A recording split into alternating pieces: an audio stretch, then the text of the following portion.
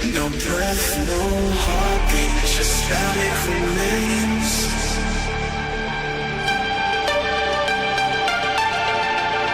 Hollow reflections, ghosts in the cold.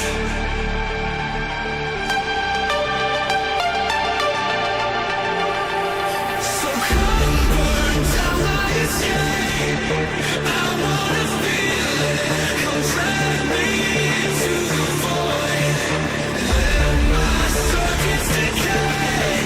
I'm sorry, but it's too late. You never.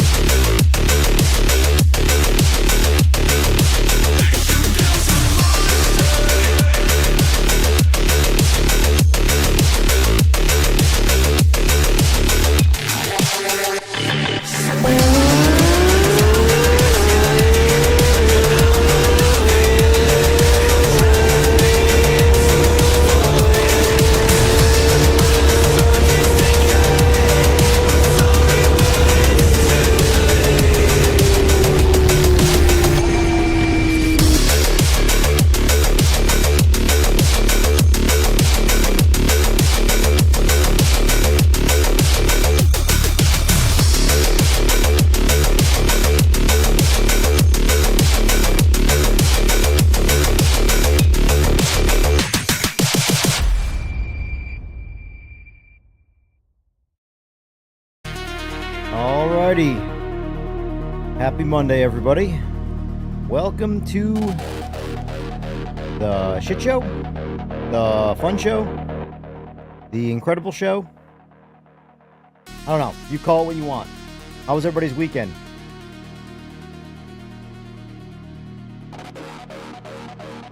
We're back on our real mic, and I'm super excited about that. Also, today, I'm diving into the first part of the... So I'm going to do reviewing this game several different ways. I'm going to do the live format because, well, I like streaming. And I feel like it's also a good way for me to learn a little bit more about the game, things I haven't done, stuff like that. Because I tend to have a bad habit of finding things that I don't want to call it a bad habit, but I have a habit of finding things that I like doing and just sticking to those things. It's why there's certain tracks that I just don't drive, even though some people say you got to learn every track. Well, you really don't have to. You don't have to do anything you don't want to do. But, you know, for the sake of being competitive in, say, forms of like leagues or whatever it is you're trying to do from a ranked play standpoint, you do have to somewhat practice even tracks you don't like. But the point of the what I was getting to was that doing this review will also help me explore some other things that I really haven't dabbled too much with the game, like, say, for instance, career mode. I don't know if we're going to get to career mode today.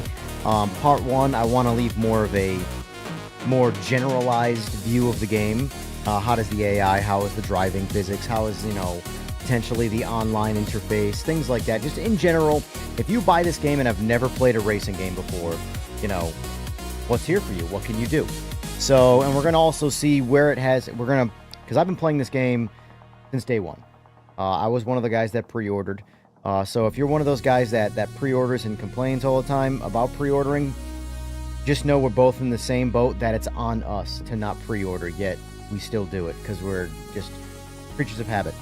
But I've stuck it out, and I'm glad I have, because I think the game is in a really good place 3 months later. And I'm just going to kind of go over everything that is here and do my very best, because unfortunately I don't have access to the original release version of the game, so I can't be like, okay, well, this is what it was directly, so I have to kind of compare it to my memory, you know? So we're going to do that the best we possibly can today.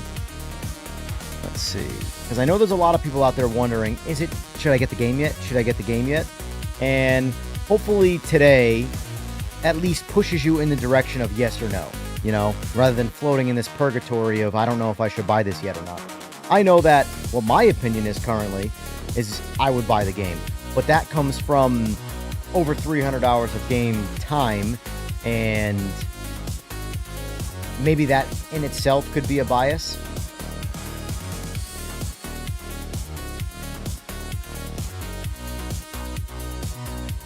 What's going on, Kamara and ETR? Thanks for being here.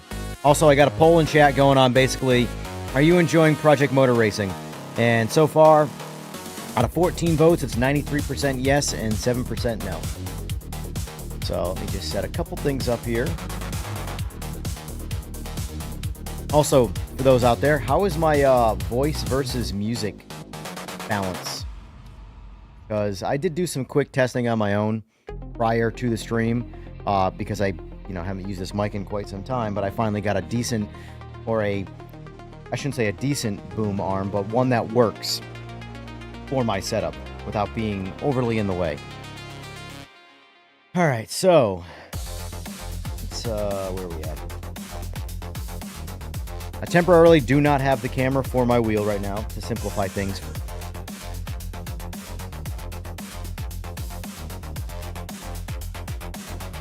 All right, so there is something I want to test first. So as you guys saw, I made 2 videos showcasing 100% AI and 75% AI strength. I want to do the exact same test, but with minimum AI, because I did see, you can lower the music by 3 decibels. Let's see.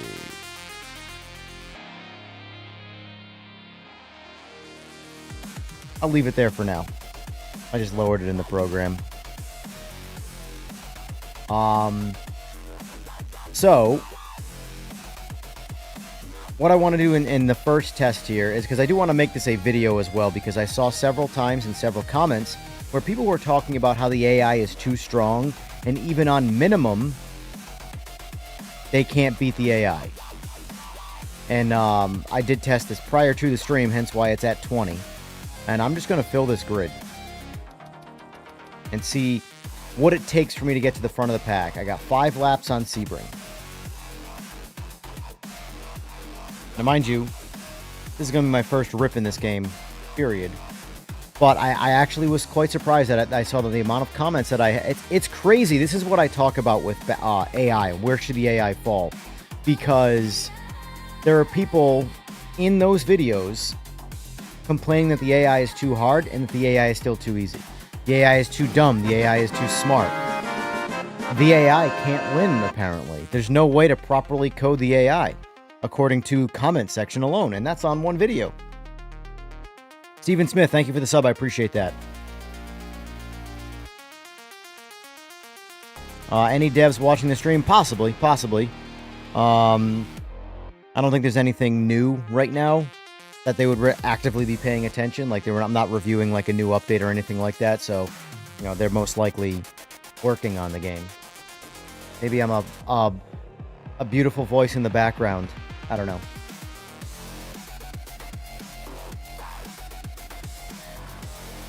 Steven Smith, thank you for the sub. I think I already said that, but if so, thanks again. I like difficulty. I'm just not sure about the small grid. That's something that I can't tell you exactly when that's going to change. Right now, the game is very CPU heavy, which presents a problem for a lot of things in the game. For example, the AI is controlled directly by the AI. Wow, directly by the CPU. So every extra car you put on the grid taxes the CPU. And unfortunately on console, so I have I personally on my computer have a 9800X3D, which is kind of like the benchmark for gaming CPUs. And on console, they have a 2000 series. I believe it's a 2700X equivalent Ryzen CPU, which is good for its time in 2020. The problem is it's 6 years. We're 6 years into the console cycle. So regardless of what any marketing likes to say or whatever, we are at end of life on the current gen. We're deep into the back nine. So game development, to make a game for peak level graphics now, with the hardware used, it's a different game on console than it can be on PC. That's just the nature of how the cycle with PC. Every year there's new technology. Every single year something new comes out. in the console space, they do this like 6 to 8 year cycle where in the very beginning of that cycle, they are very powerful and very cost efficient.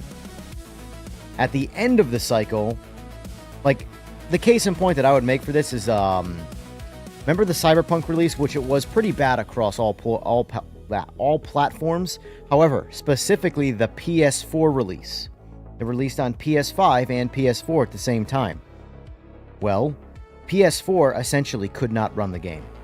And it wasn't a game problem. I mean, the game had a bunch of problems, but it doesn't matter how well they optimized that game. PS4 would not have been able to play that game. The game itself was too far into next-gen creativity or creation, and the console just was not powerful enough. You know?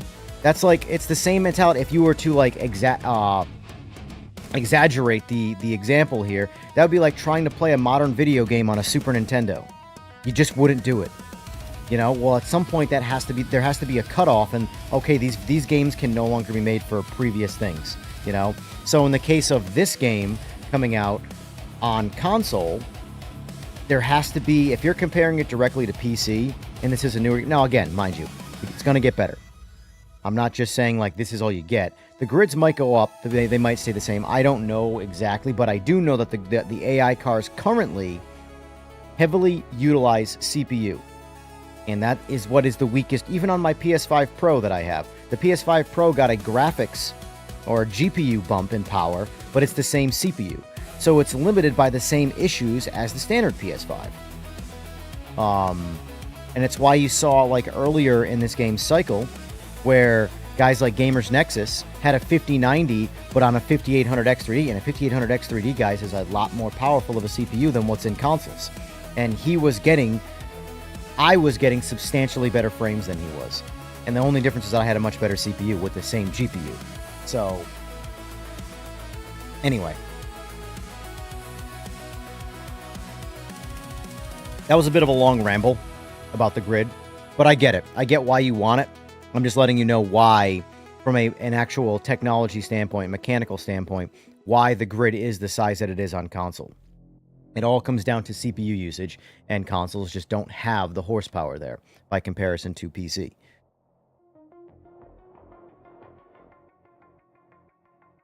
Let me read some of these comments here.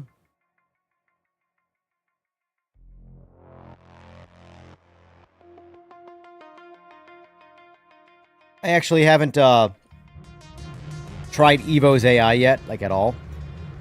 I actually think right now the AI is in a pretty good place in PMR. I'm not saying it's the best experience you're ever going to have with AI, but I'll be honest with you, I can pick apart any AI in any game if I'm looking for it. You know, I remember there was one comment I got in my last video where I was excited that the AI was able to evade my sloppy driving. Like when I did something egregious and like cut across a lane, they would actively do their best to avoid me. Now, I was happy about that, yet someone was like, oh, well, that's not going to happen in real life. And I'm sorry, but maybe not all the time, but in real life, I disagree. You are racing, but you're also actively defensive driving. If you see someone compromising your line, you're not just going to stay following your line and plow into them. You're going to evade them. If you don't, well, in my opinion, you shouldn't be racing a car. You shouldn't be driving a car. Because that's the same rules like, oh, someone in front of me braked when they shouldn't brake, and they went way under the speed limit. So I just drove into the back of them. No, you wouldn't do that. You would react. You would brake. Anyway, so I've seen all sorts of comments about what the AI should and should not be, and the thing is that they are very contradictory. So the reality of the situation is people who like the AI will say nothing, and people who don't like the AI will say everything. And then when they change the AI to fit the other opinion, well, that opinion's going to get quiet, and the other opinion's going to get vocal. There's no winning with this. With how you program the AI. So just do your best, and right now I think they're in a very... Are they perfect? No. They are in a very well-rounded place. But the point of the video that I am going to make this a video here too, but the point of what I'm about to show you is there are people complaining that even at the minimum AI, they're way too easy, or they're way too hard. They can't win a race. So we're going to test that theory out right now. Is the AI too... Because I've only done this once with a small grid.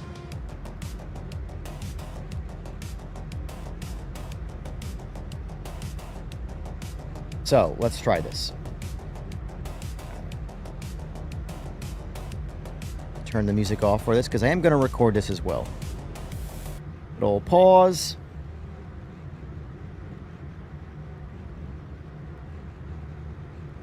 Exactly, ETR. And I don't know about you, but I like that. You know? Because, like, I'm already... Like, the punishment for me being a poor driver is that I go slower. I'm a poor driver. So I don't want it to be like, oh, I made a poor decision and I deviated and I crossed the line of an AI car and now they just punted me off the track. No, they should defensively drive. When I am online playing with a bunch of hooligans, I am actively defensively driving. If I'm coming up into turn 1 or whatever it is when there's a pack in front of me of people that I don't know when they're going to brake, you know what I do? I brake way before the optimum braking zone because I do not trust people to brake when they should. And guess what? It pays off every time because I don't plow into the back of them because they always end up braking early or scattering or doing something like that. And if I braked when I was supposed to, I would drive through the pack of cars. So if that's how you want the AI programmed, you're going to have a really rough experience. Anyway, let's get to it. All right, this is the AI at 20%. Are they too difficult?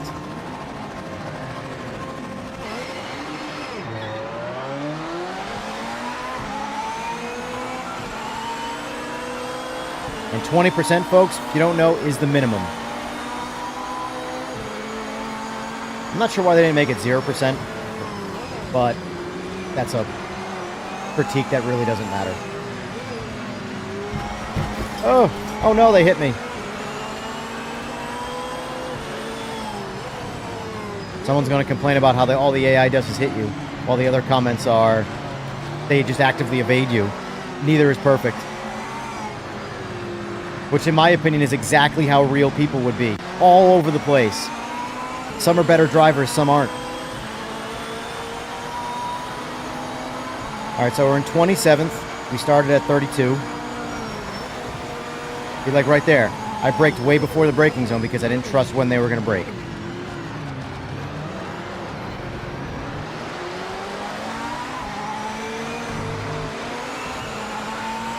And in my opinion, the AI is very much slowing me down. Sorry, buddy.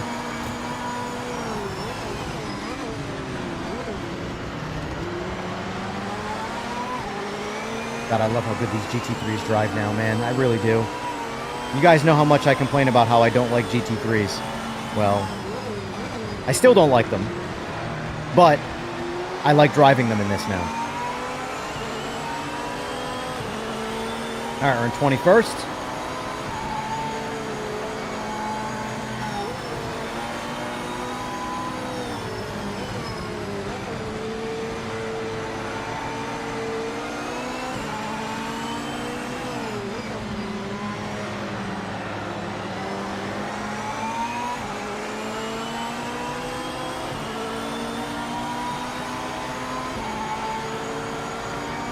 We're on 19th now.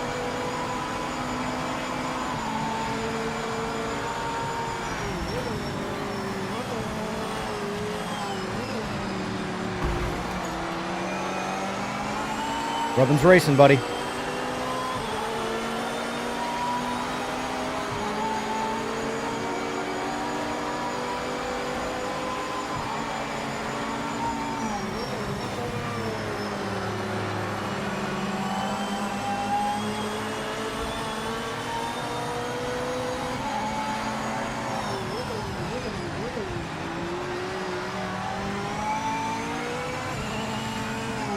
By the way, this is a default car. It's a default Corvette, no setup. It might have 1 degree more rear wing in it. I don't remember. But other than that, it is 100% a default car.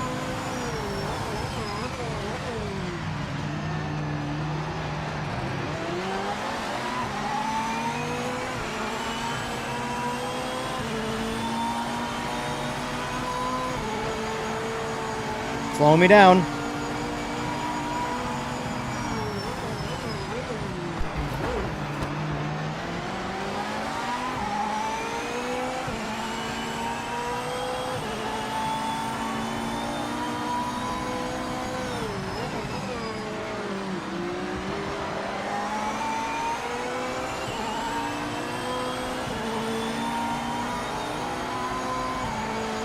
All right, so we're running 8th right now.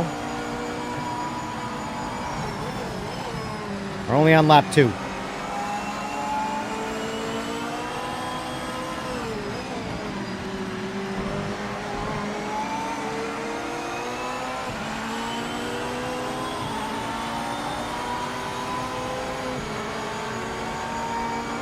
Oh, we finally got some muscle in the straights there. All right, he's about to lose it right now.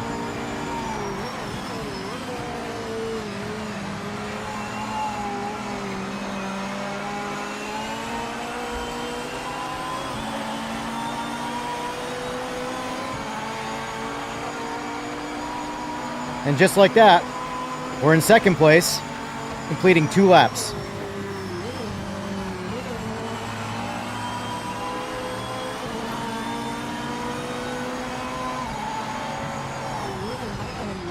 And there it is. We're officially on pole. Oh, oh, about a third into our 3rd lap.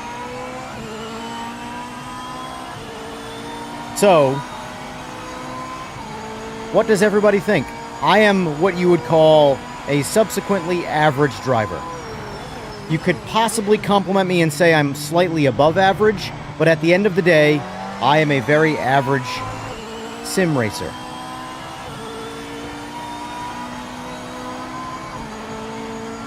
And I drove through an entire pack of 31 cars in about 2 laps on Sebring.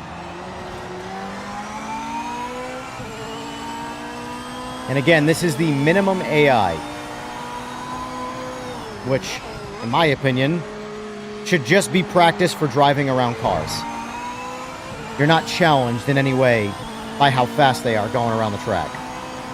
So this is one of those issues where I would unfortunately say to you, if you are struggling to beat this AI here, it is in fact a skill issue. That's not meant to be insulting, that's just meant to be the reality of the situation. You need to practice. Because that was, for lack of a better word, easy. The way it should be.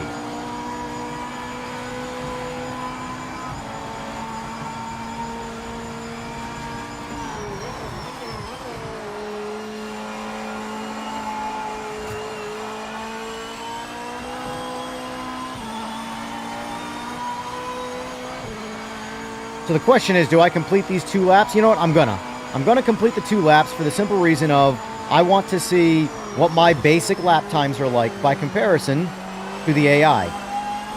Now, I do believe there is some level of adapting that the AI does, but I just don't know if they adapt past the first lap or not.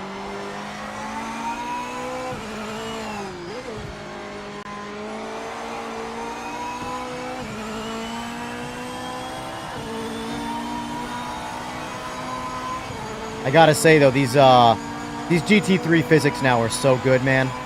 They really are.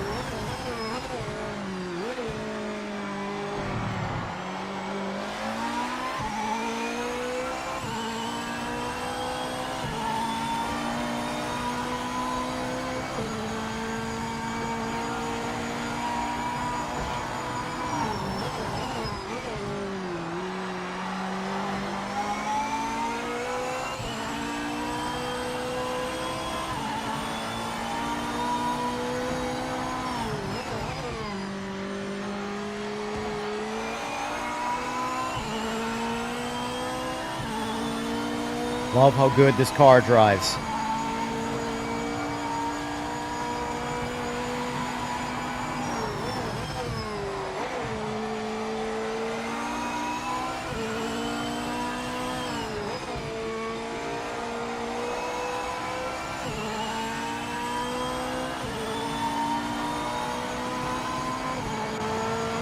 Nowhere to be found. I have 10 seconds on the 2nd place guy.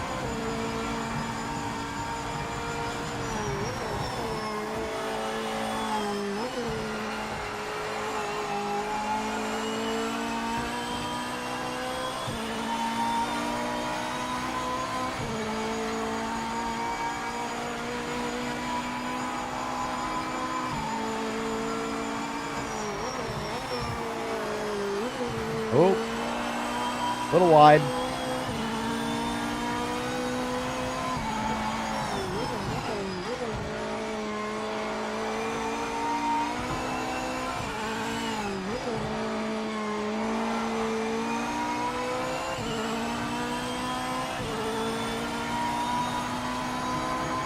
So our current best lap is 2:01.88. I haven't gone 1:59 yet on this lap, or this track, sorry. Oh, a little overshot. But I have gone 2:0. Oh.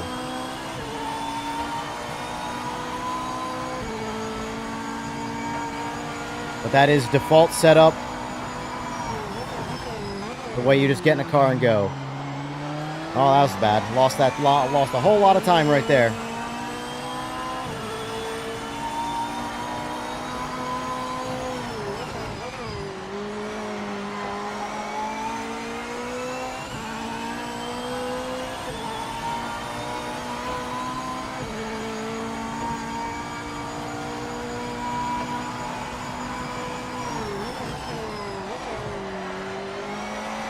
Oh, no.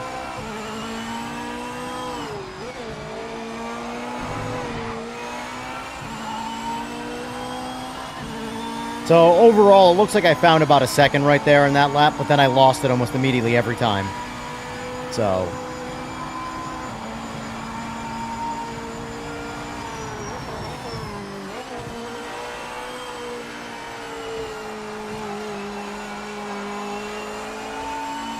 yeah, we went positive just now. Everything we gained, we lost. We went slower that lap. It's all right. Where's this out? Let's review quick. So, in my time here, 2:01.88. The AI's fastest lap at minimum was 2:08.4. So about 6.5 seconds off my pace. I don't know about what you guys think, but to me, that AI is relatively easy. Because 2:01.88 is like an average lap for this track. If you play the game often but are not the best at it, would be my best way of explaining it. So, if you are not running with 2:08s, which is the fastest AI, because let's look at the other end of things, 2:12. So you're looking at 2:08 to 2:12 for the minimum AI right now around Sebring. That's where they stand. That's what you need to get better than. And if these guys are beating you pretty badly, unfortunately, it is a skill issue. Doesn't mean it's a bad thing. I know people say that as a bad thing all the time, but it is a skill issue. You need to practice. That's all. Anyway, comment below. What do you think?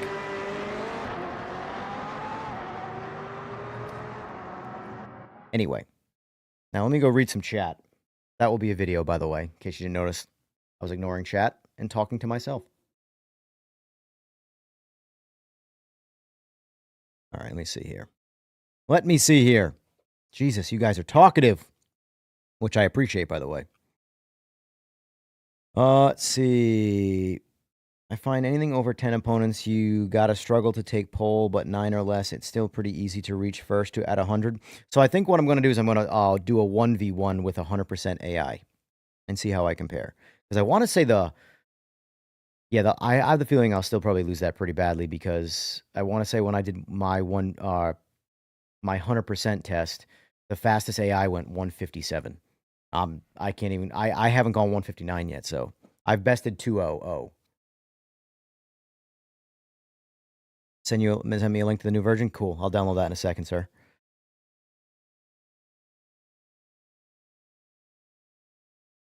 In your game, the AI can set a 150 time on Sebring with the GT3 class, even at 60%. I think my best time ever is 151. That's going to be tough, man. So for those who wonder, Eagles is one of the modders who makes a lot of he is responsible for making the new style races that are downloadable in the game. I forgot what they're called in particularly. But I occasionally jump into some cars that he creates. Like right now, I believe he's working on a GT Plus car, which is this class, but they're faster. And I drove one around, and it was pretty ridiculous how good the car was. Let's see. I discovered that the AI difficulty set to 85 for me in GT3. I'm in the middle of the grid, and in GTA can be in first. So that sounds about right. I would say that sounds pretty good where you're at. 100% is rather difficult. You really got to be, like, in my opinion, the more elite to be able to beat a grid of 100% AI. I did 75%, and I was moving up the grid relatively smoothly. I had a faster lap time than the first place guy. I just couldn't get there in time inside of 5 laps. So I'm somewhere, if I had to guess, I mean, in the broad scope of things, between 75 and 100%. And that is my skill set currently in this game. I use 90%. It feels nice to me, and if I don't have mistakes, I can win. Yep. It really comes down to the track you're on and the laps you're doing and how easy it is to pass on those tracks. Because there are some corners in that no matter how you set the AI skill, they are just slow in those corners. Like in the straight there when that Lambo passed me in this test here, I was like, oh, he's about to lose it. And on that turn, I passed, what, 5 AI cars? Even though I was getting pulled away from in the straight. Another plus with PMR is S4 is faster in AC than Kunos when fixing stuff. I mean, I don't want to do dev versus dev stuff, but I don't have any experience with Kunos other than what everybody else sees. I do have a bit more experience with S4, and they are very, very engaging, which is good. Day one, it was not like that at all. Yeah, I know. I prefer the AI to do their best to avoid me. Contacts, sure, here and there, but they need to see you on the track and be able to deviate from where you're going. If you expect the AI to maintain their line, you're going to get what it was in the very beginning where everybody hated it, where the AI would run their line no matter where you were and they would just drive through you.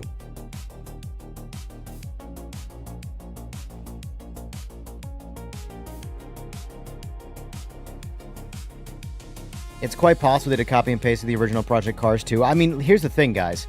When you're rushed to get a game out in a certain time frame, and yes, rushed is a common thing in video game development. I don't doubt that there's going to be assets that are just taken from previous projects. I don't doubt that whatsoever. You know, not saying that's factually the case, but I'm just sure that's almost a guarantee that whenever you have created a previous game and you're creating another game, you will borrow assets from that until further notice. You know, first chicane at Monza gave you PTSD from years that track online. Exactly. By the way, the console can handle 20 to 22 AI drivers. The issue is it has to load many unique 3D models, but in the championships where there is max 8 3D models, it isn't a problem running the 20-ish AI. Well, that's good. That's good. So it sounds like 16 is a safe bet right now for them. Yes, the Corvette kicks ass. I feel like more people should do this exercise to help them pass cleanly. Agreed. Agreed. I find that I am far more aggressive with the AI too because I don't want to say I don't care if I hit them, but there's no consequences to hitting them except for yourself, you know? Whereas when you hit someone else, you ruin someone else's day or at least their race, you know?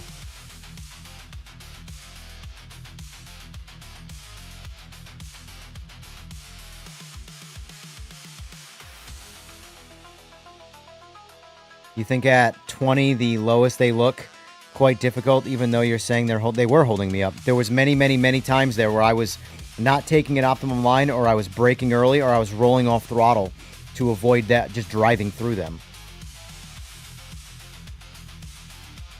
So I had, for my first, just because I was paying attention, my first lap was a 2:05. Sorry, my first, I want to say, lap 2 was a 2:05, and then it was like 2:10 or something like that on the actual standing start. And that's because the AI was in my way. I went 2:01 with no AI in my way.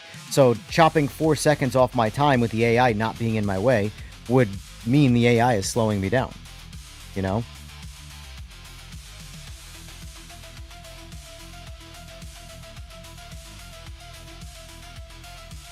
Only insulting if your ego's not in check, to be honest. Let's see. My current AI, I just, Kalima was at minimum, was at 20, just to test the AI. And in 5 laps on Sebring, I passed them in, I was in front from, I was in 32nd place, and I got to pole in lap 2. Where in lap 2, I forgot, but I was in lap 2, I know that. Might have been towards the end. I don't remember.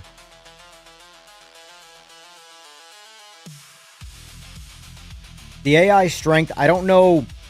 It does scale. I don't know which one you're controlling when this number is a... Realistically, this percentage number is a made-up number, you know. But I know it scales. The first place guy is always faster than the last place guy, and it scales the whole way up. Like you saw there on that video, the slowest was 212, the fastest was 208, and I did 201.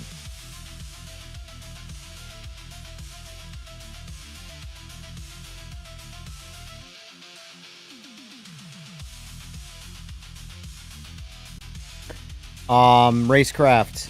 I don't play it on controller. I will say I did dabble with it a little bit on controller, just seeing what it visually looked like, and I didn't really play it before to really give you a real comparison, but I personally think, at least on a wheel, the physics are 100 times better than they were before, and that's been the general consensus pretty much across the board. They're realistically slidey now. Before they were fake animation style slidey. They would slide initially, then grip up. Now they have grip, and then they go past peak grip and they slide. How is multiclass racing with the AI? Well, we'll check that next. Is GT4 good in this game? That is one thing. Kalima, if you actually look at my videos, there's a 75% and 100% of the exact same race I just did. 100% basically kicks my ass. I can't remember what the grid size was, but I came in last place.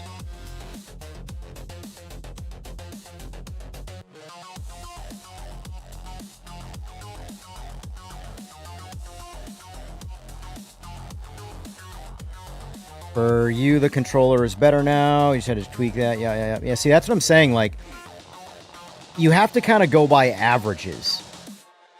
The sentiment is 90%, because I did a poll. I mean, mind you, I'm just going based off my poll, but also the comments that I see. 90% of people seem to think that GT3s are now way better than they were, and about 10% think they're worse. And that has been, how do you make a game? To please the majority or the minority? Of opinions, that is.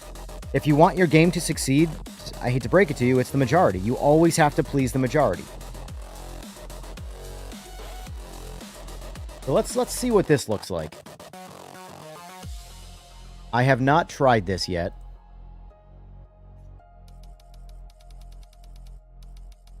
Do 3 classes.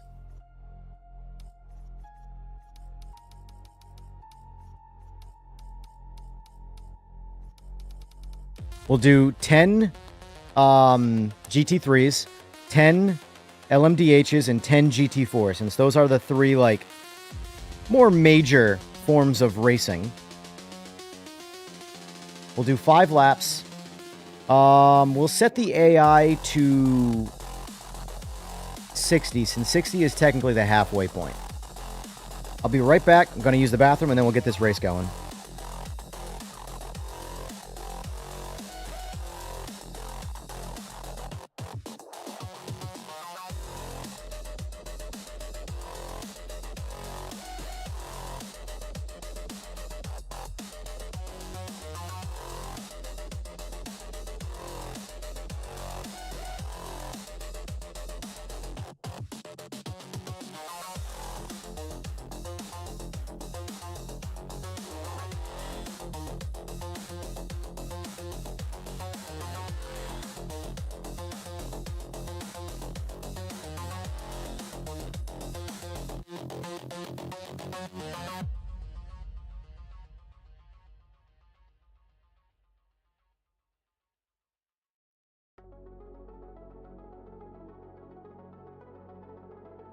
All right.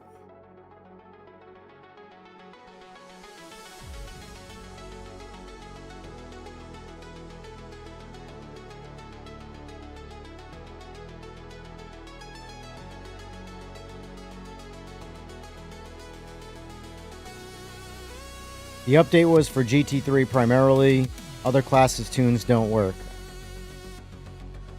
I mean, I think some of the other classes are still the best driving cars in this game. The older cars are handily the best driving cars, in my opinion anyway. So, mind you, I don't drive GT4s. I don't care about GT4s, but if there is ever an update for the GT4s, I will be going over it and reviewing it, and I'll do my best to compare it to other sims like I always do. Because, you know, I've done 2 LMDH comparison streams. The first one, PMR, flopped, came in last place. The second one, PMR clawed its way up to, I want to say, 3rd place, behind Race Room and AMS2, maybe. Or maybe, what was my actually last test? Hold on, I forgot.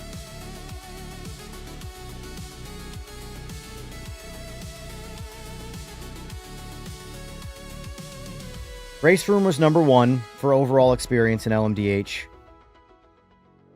Number 2 was AMS2. Number 3 was PMR. Let's see. Number 4 was Rensport. 5 was LMU. And 6 was iRacing. And some of you are like, what? Rensport before LMU and iRacing? Well, iRacing I just don't like, period, the LMDHs. LMU, there's a few things I think they would have to fix. Not big tweaks, but a few things, and this thing would go probably to like number 2. I think Race Room is still my favorite, hands down right now. And it has nothing to do with like the difficulty, because I do think they are the easiest to drive. But then again, Rensports are the absolute easiest to drive, and they're not first. So if it was purely easy, then yeah. But for me, it's balance. It's all about, at the end of the day, these are all video games. If the difficulty pulls you out of it, like iRacing, that's the problem with iRacing. They're so difficult to drive in iRacing that it's like, I'd rather just do something else. You know? So, will there be people who think iRacing is the best because of the difficulty? Absolutely. Absolutely.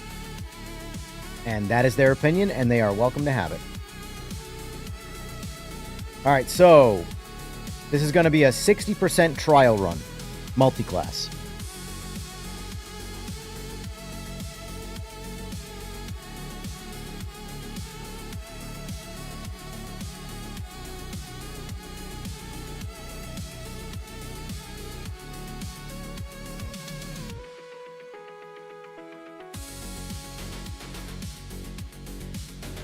Off topic, don't you think the bad criticism toward PMR made the game the empty in online races? Of course. There's no... I mean, here's the thing. You can't solely blame the creators. And you can't solely blame the creators of the game. It's just an overall unfortunate situation. Pointing fingers doesn't get any progress with the game. At the end of the day, right now, the game is not dead. It's very much alive. The game needs to get to the point where it is just a good game, and the rest will happen naturally. Good coverage. Like, I've already seen it. I've already seen a shift in the narrative around a lot of smaller channels with the game. They're now talking about how it's improving, getting better. I like it now. This, that, and the other thing. The overall sentiment is changing. At the end of the day, everybody's so worried about the big creators saying things. At the end of the day, guys, who gives a shit? Who gives a shit about what I say? Who gives a shit about what Jimmy Broadbent says? Who gives a shit about anybody on YouTube and what they say? None of that should affect your opinion of something. If you like something, and I don't, continue to like it. I can go fuck myself. Pardon my French. But, like, the same goes with Jimmy Broadbent or any of the other guys that have reviewed this game negatively. Who cares? If you enjoy something, continue to enjoy it. Look at all the hate Forza Motorsport gets. There are people that love it. Well, those people who love it should not be influenced by the people who hate it. Period. Ever. Enjoy what you want to enjoy. That being said, though, to answer your question, I went off on a tangent there. Yes, the bad press in the beginning definitely hurt the game, but the game also hurt the game too. Can't solely blame one person in that. You honestly believe they missed with this GT3 update? I disagree, but that's fine. That's your opinion. I very much think that this update was a massive success by comparison to the previous. Because here's the thing. I hate GT3s. No, I shouldn't say I hate GT3s. I don't like GT3s. From a realism standpoint, everything about GT3s, I'm just not that into them. This was my least favorite GT3 experience across all the sims. Now it's my favorite.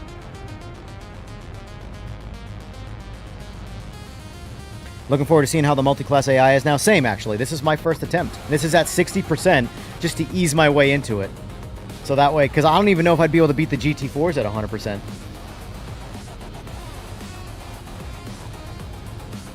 The tire option is not weird. If you play a lot of other sims, you'll see that it's now doing what the iRacing has a single tire compound. LMU has a single tire compound. If those are going to be the benchmark games because of the things that they're doing, occasionally you got to bend the knee and sort of do what the opponents are doing to make your game better.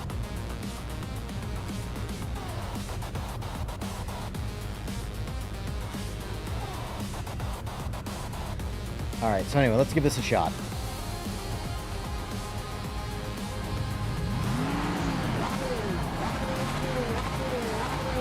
How bad am I going to get my ass kicked here? That's the real question.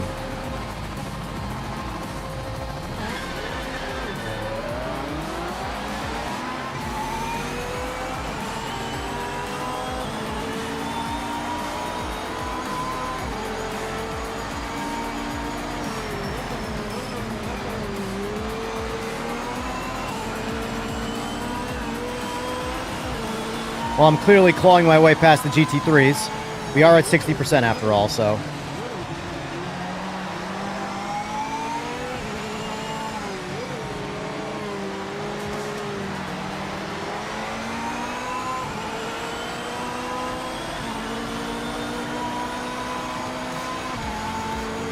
And the biggest thing with the way the AI works in this game is lap 1, they're always slower.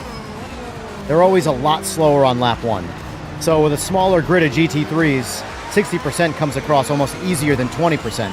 But now it's a little harder for me to catch this guy here because his pace has now picked up and he's at 60% strength.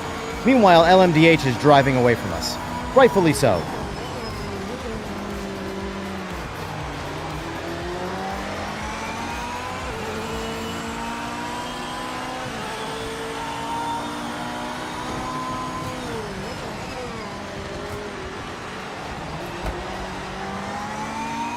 Little bump there. Never hurt anybody.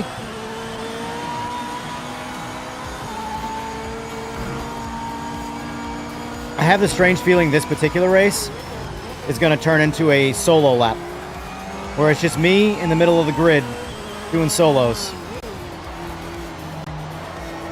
That was not smooth at all.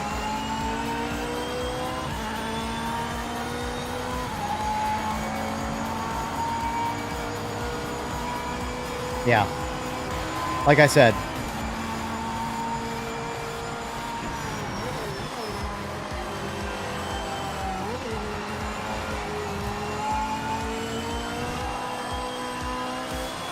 Let's put a challenge in.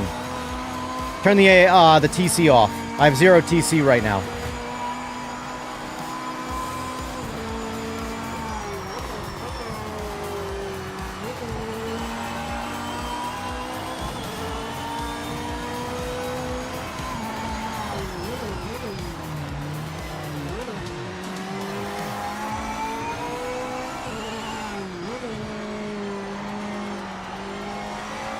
I also heard some comments about how these cars are undrivable with no TC. And the way you want to drive them is just high TC. I don't agree, but let's see if I can prove my opinion.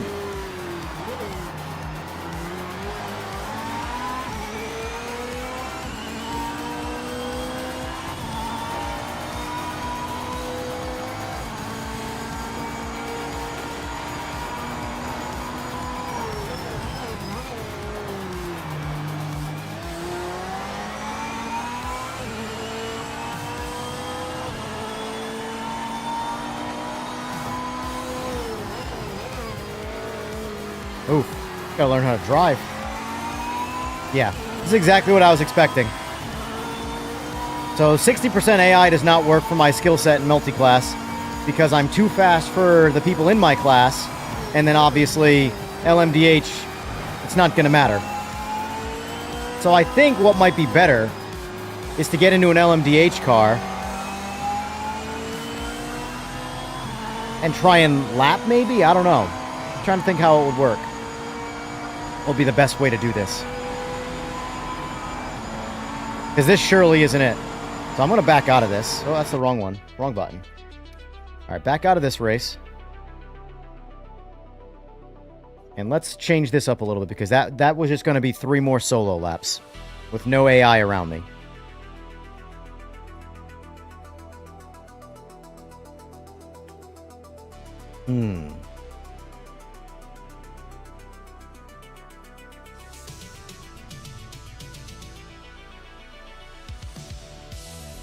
Get into a GT4, go slow, and see if the LMDH will pass you correctly. Okay. All right.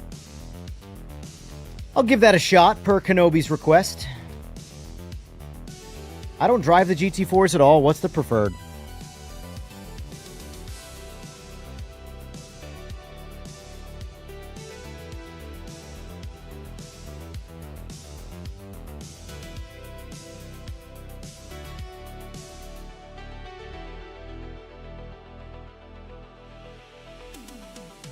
I am liking the Corvette. I mean, I like all of them, honestly, but for the mid-engine cars, I really like the Corvette. Audio is a big thing for me.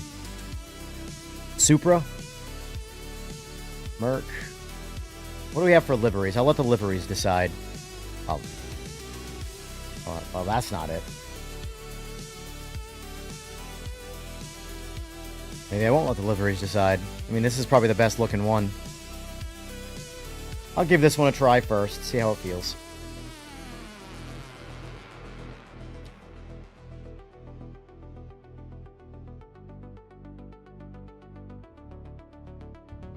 Alright, so now I'm going to intentionally go slow and see if the LMDHs can navigate their way around me.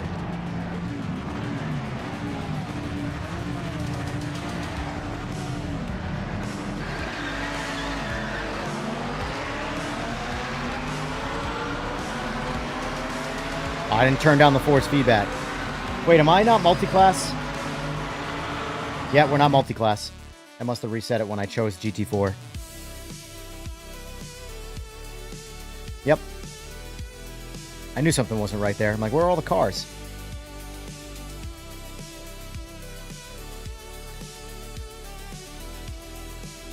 All right.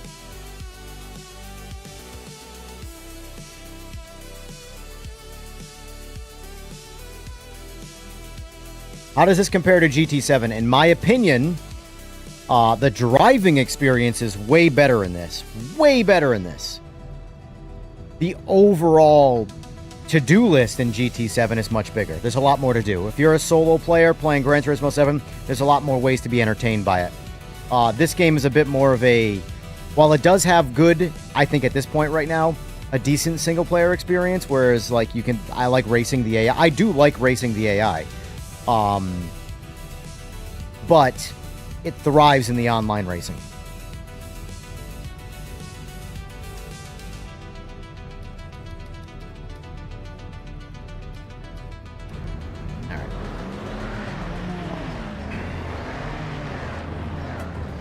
Alright, fine. Good point. You're right, Kenobi. There's no need to yell. There's no need to yell. Max AI.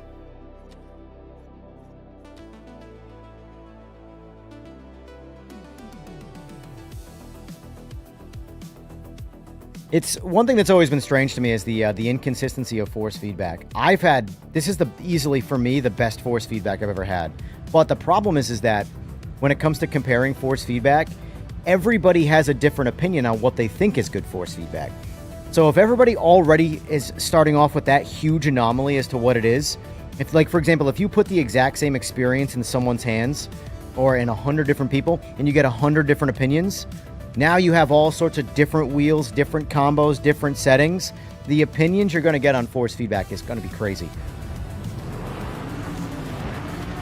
course, my force feedback's going to be crazy high now. By the way, the reason why I just lowered it is because I'm running all 18 Newton meters with low force boost.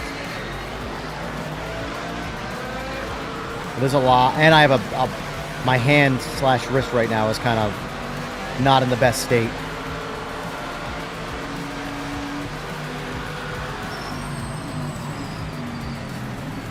Whoa! Yeah, these cars need some work. That car right there wanted to come out on me. Now, mind you, it is technically a slower car, and by slower I mean like worse suspension setup, worse chassis setup in general. So this, technically, the GT4 should be a little easier to crash than a GT3.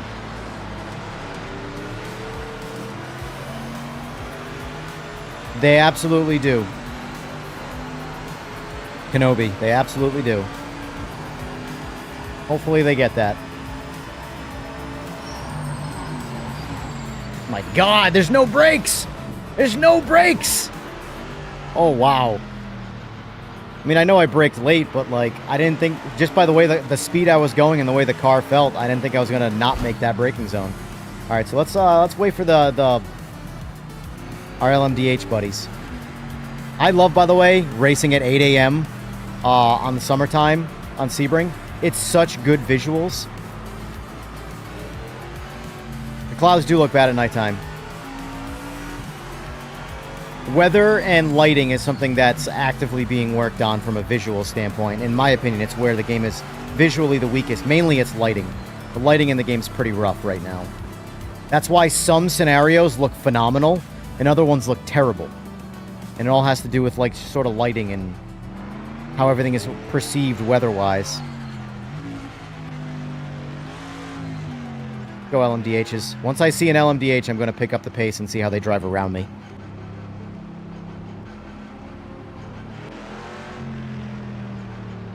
I'll just wait.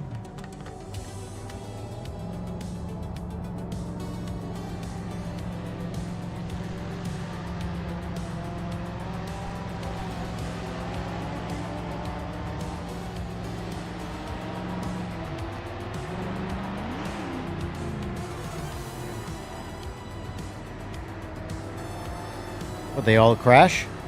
No, I don't run a track map. I want as little clutter on the screen as possible. I have all my visuals on my wheel that I need, all my information. Everything you see on that dash right there, I have on my wheel and then even more. So all I need to know, I mean, I have my tire temps here too, but I like to see the Fahrenheit readout. My wheel only reads out in Celsius. Plus, it's easier to glance over there and see the colors and not do any reading, rather than read the numbers. All right, here we go. Here they come.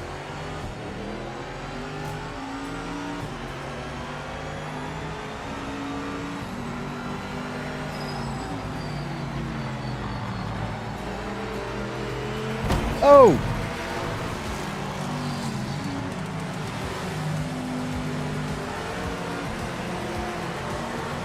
Let's see if I can block them.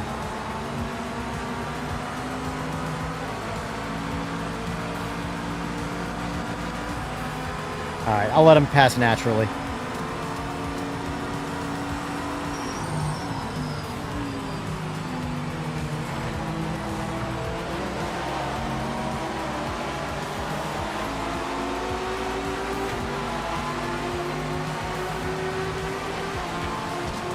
It doesn't seem like they're very aggressive in their passing. They really, really give you some time. God, these GT4s. And that's it. I think it's definitely cool how you can hear the cars all around. Oh, Jesus. Look at that. That was intentional. It's by design. All right, I think a more interesting one for this car. Jesus. God, these cars need the treatment. That is ridiculous that it just slid out like that. No feeling of that either.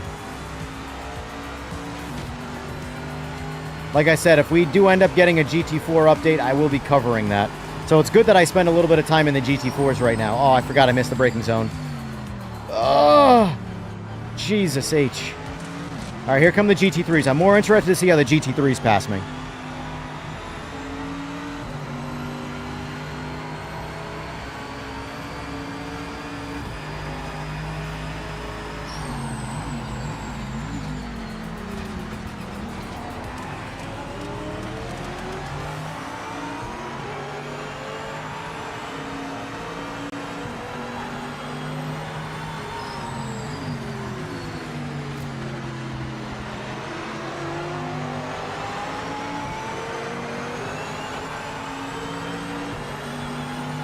I feel like if you intentionally try and block them, they won't pass you. Like, they won't get more aggressive.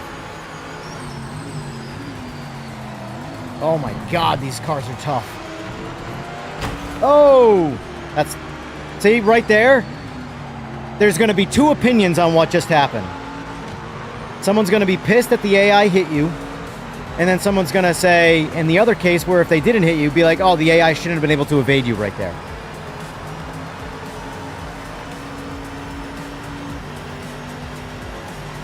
I personally think with what I just did, they should have hit me. I think what happened was the right decision. I just darted right back onto the line while they were full steam ahead. That contact was a little unnecessary, buddy.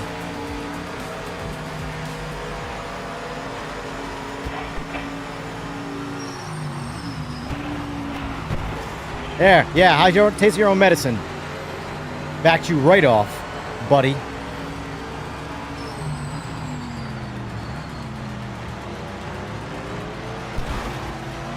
That Corvette hit me like 8 times.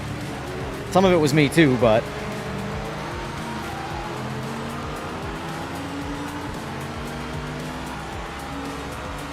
Please try the Audi. It might be OP again. If you're talking about the GT3, it's not. It's not OP.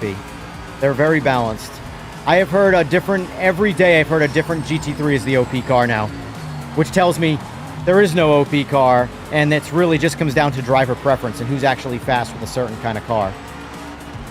But no, that whole Audi being the only car to drive in GT3, that ship has now sailed. In fact, I've seen that car so little used in online play right now.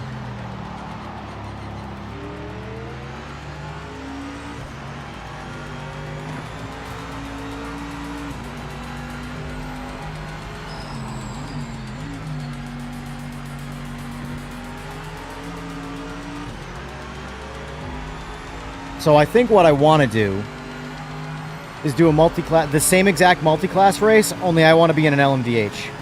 And now I want to try and go as fast as possible.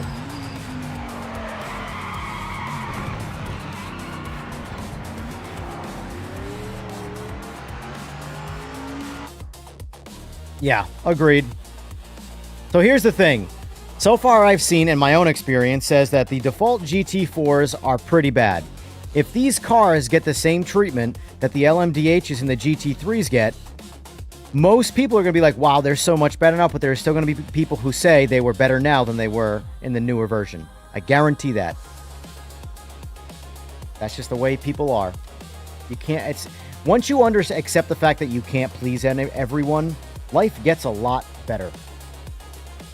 All right, so, while I don't think this is the best car, I think it's the best sounding one, so we're going to drive it.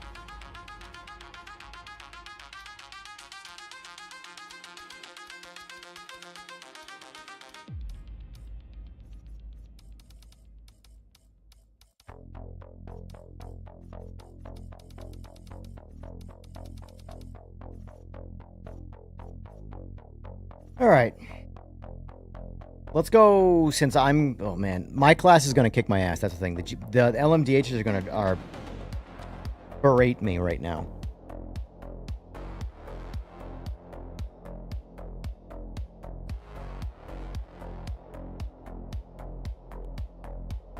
I mean, not for nothing, Mags. The past 2 cars, the default setups are now good. That they've addressed. The LMDHs and the GT3s. They have recently addressed that. And they are now great to drive. They haven't readdressed the GT4s. The GT4s are essentially the launch version of the car. They've made small tweaks here and there, but bottom line, guys, is this. The game was not finished at launch. Everything needed work. Everything. And that's why you're seeing things slowly get churned and get better and better. And each class of car is getting like this sort of like this overhaul, you know? But yeah, no, the GT4s are still running the old physics and tire model, like Kenobi said.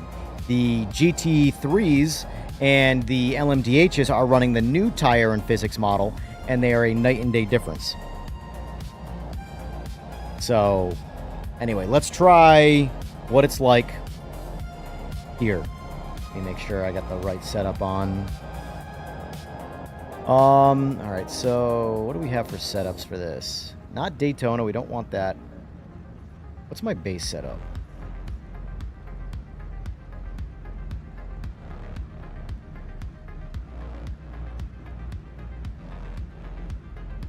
I don't know if Sebring's gonna like...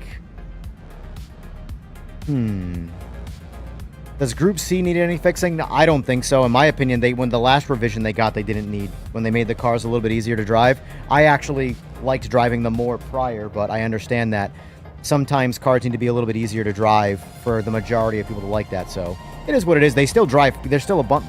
We are going to experiment with those cars too, by the way. We're not just going to stick to these cars. I just know that these are the cars that most people like, and they're the more recent things. So anyway, I'll be right back, and then we're going to kick this race off.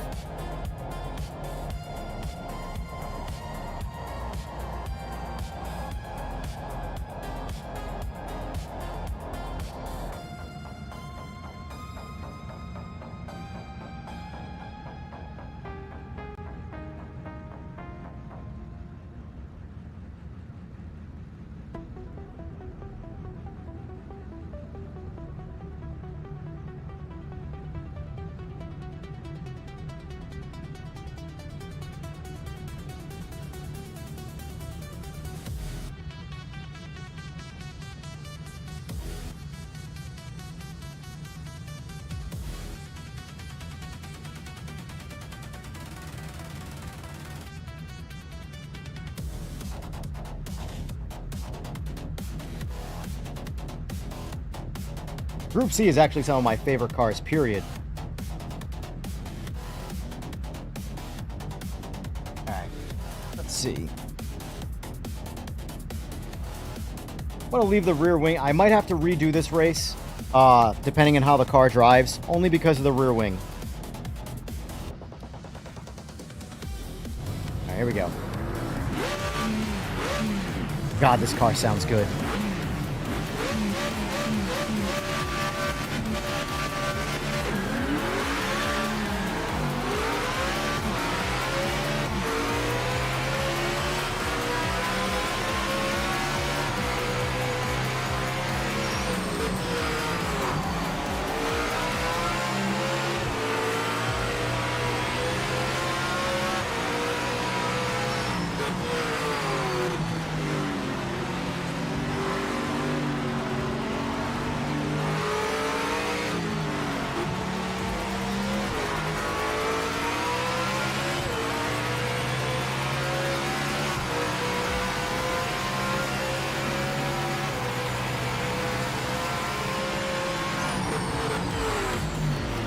Oh, that's what I was worried about.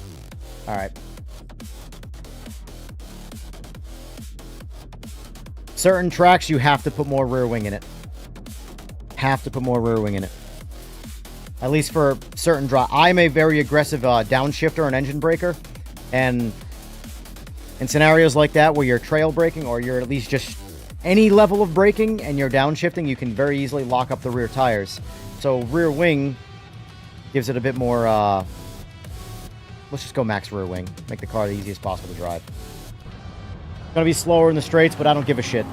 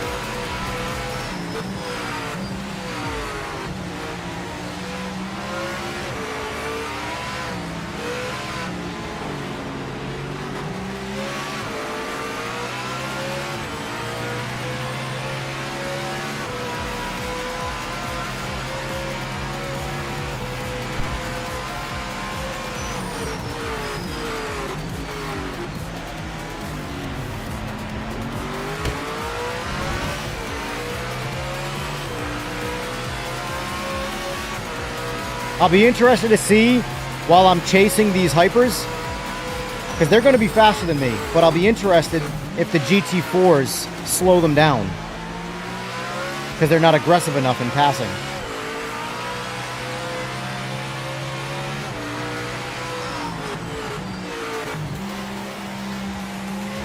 I gotta get used to being in third right there. Because I go into second on that turn in the GT3s. I want to be in third in the hypers.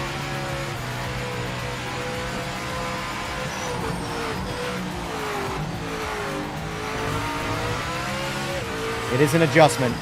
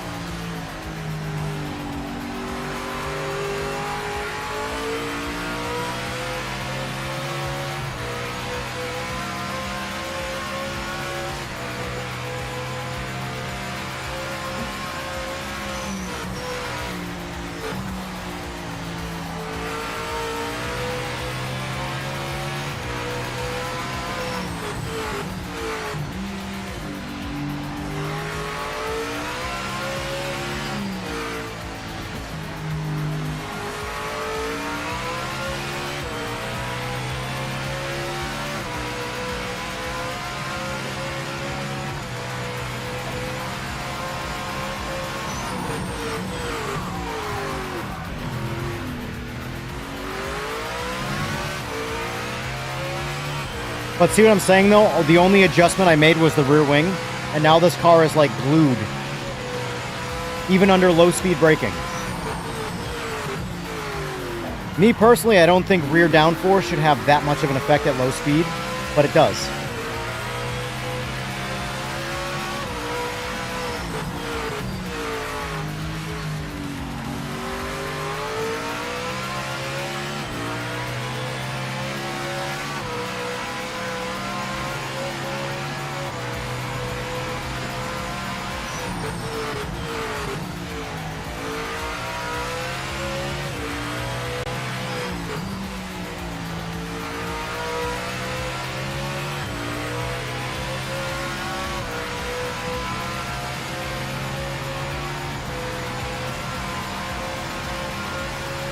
I don't know if I'm going to be close enough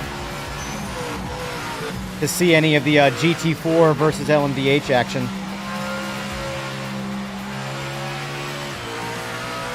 Damn, Daniel. Way to tell me I'm not shit.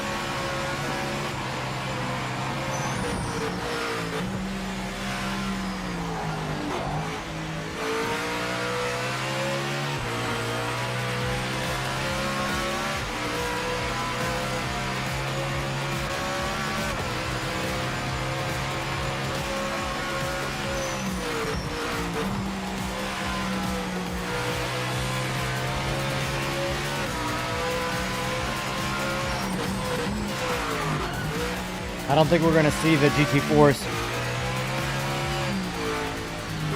I think I'd probably have to slow the AI down.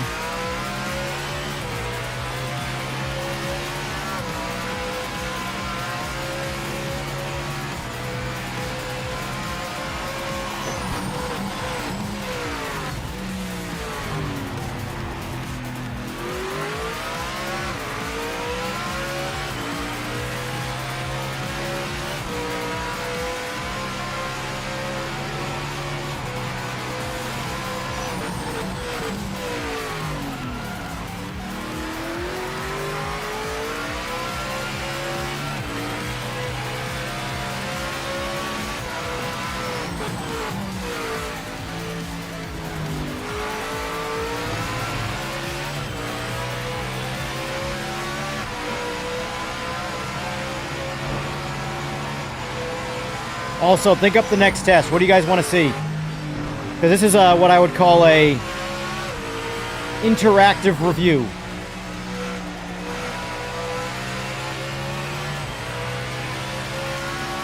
Things that you think are bothering you or wrong, whatever you think it is. Or things that you think were bad and now good. You tell me. Because if it were up to me, I would get on the Nordschleife and just never get off of it.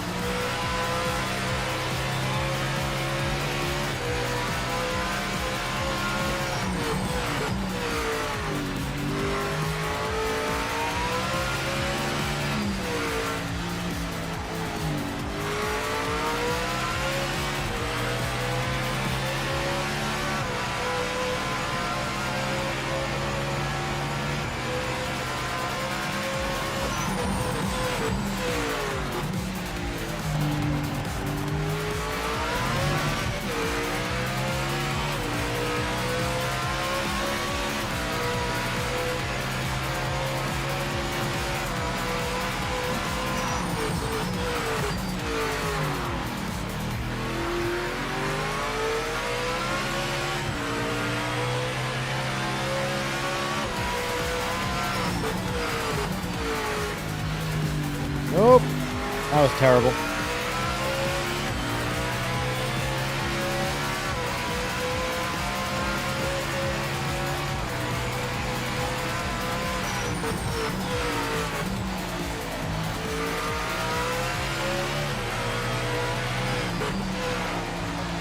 Oh, you son of a bitch!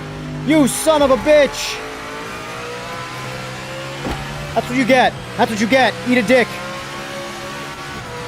Oh, that revenge. That felt good. Not gonna lie. That felt good.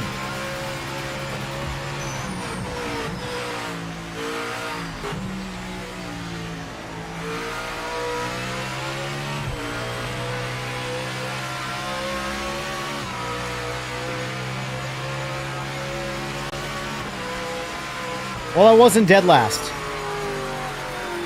Wasn't dead last.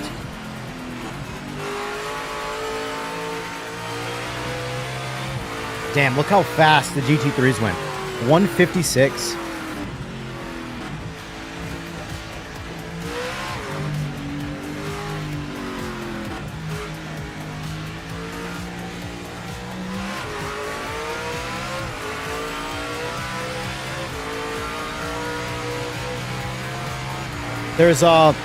There's trailing throttle, but I'll be honest with you, I really don't feel anything out of it. I have it off anyway. But anyway, the fastest LMDH, 145.1. I went 152.6. So I'm, 7.5 seconds almost off the fastest lap pace. A lot of that's me. Some of it might be they are just fast in the game. GT4s, even they're fast, honestly. 2:04.8. That's fast. That is fast. For GT4, I mean.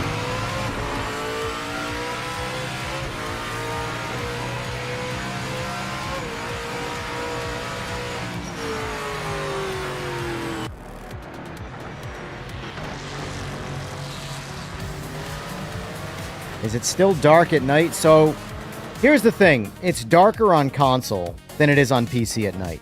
But I think at nighttime on PC, it's too overexposed. It's too bright. So, for example, let's just show you the same thing.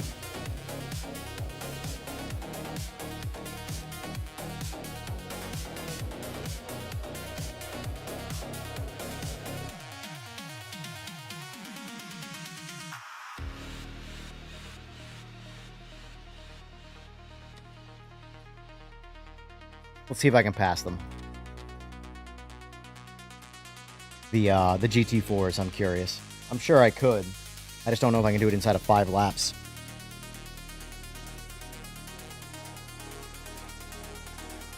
Nighttime is something in this game that visually bothers me.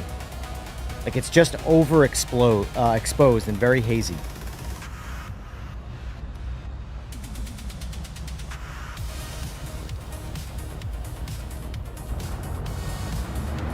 And the lighting from other cars shines through your car pretty aggressively.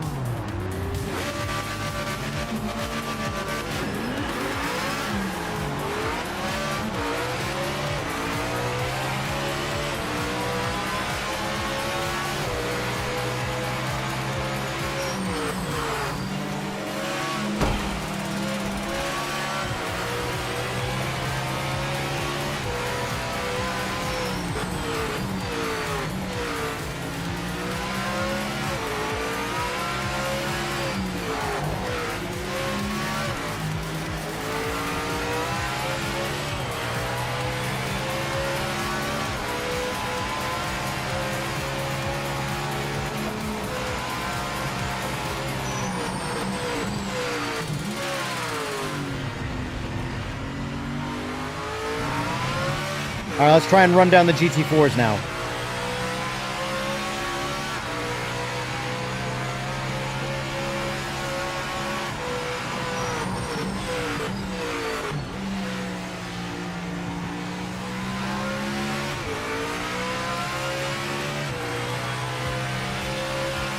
Also, that was a shining display of min-max right there on the AI. Look how fast I just passed all the LMDHs on super easy by comparison to how bad they beat me on super difficult.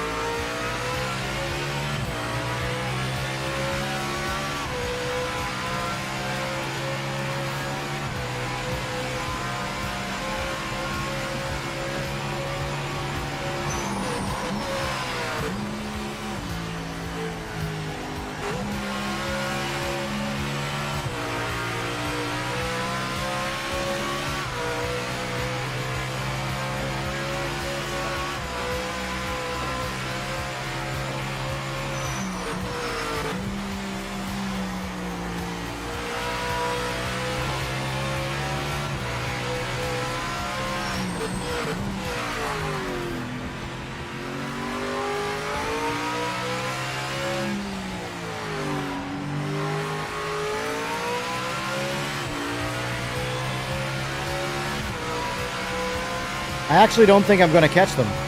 I'm doing the math out in my head. At least on max difficulty. I was only doing like 12 seconds faster a lap. I have 5 laps.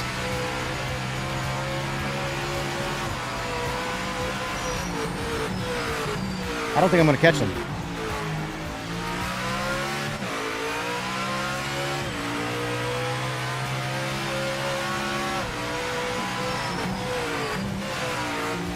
Because remember how long it took for them to catch me?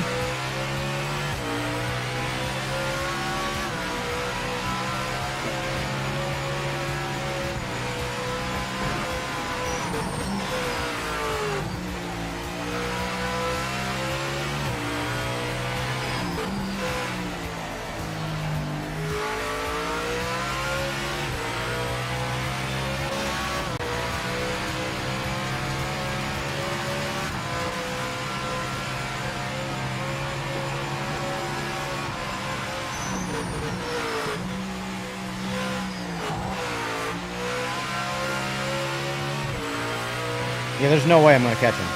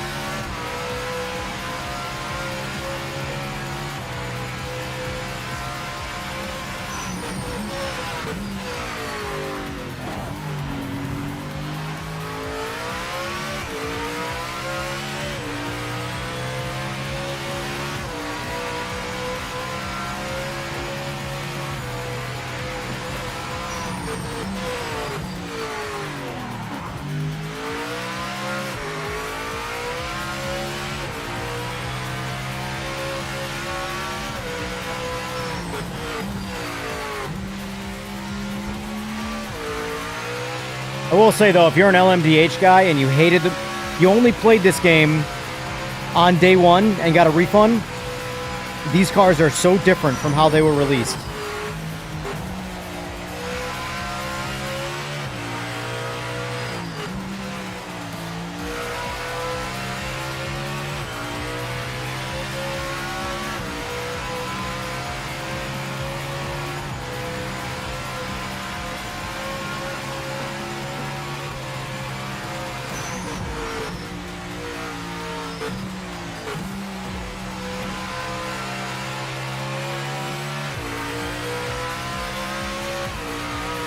Yeah, it's way too much, Kamari. Yeah, I'm not going to catch them. I'm backing out of this. There's no point. I'm just going to do 2 more solo laps. I did the math out in my head. Let's just say I had 15 seconds a lap on them. 15 times 5 is what?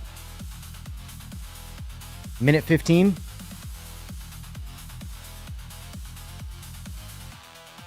$75 seconds. So a minute 15 seconds.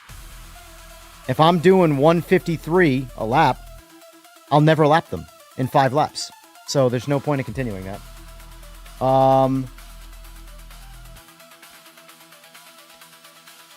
Let's do a chaos race. Let's see how the game handles chaos. Let's go back to 8 a.m. Now. Oh, well, for one thing, they weren't even on the grid.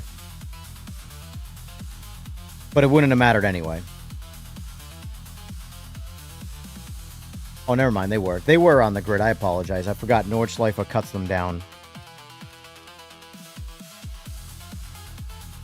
I have an idea for a test. Let's try this.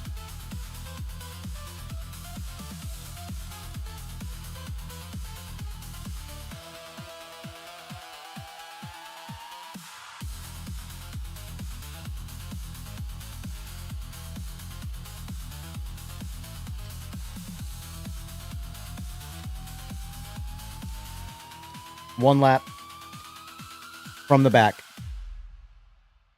I'm going to have to let them pass me, though, because it's going to grid me up in front of them.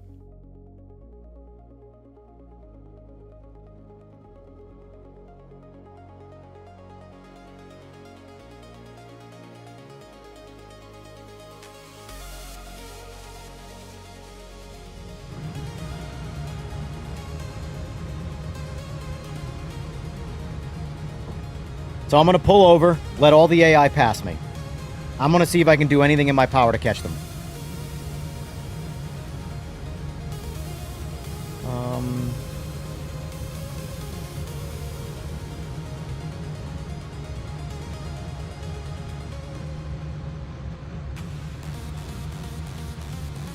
Same thing.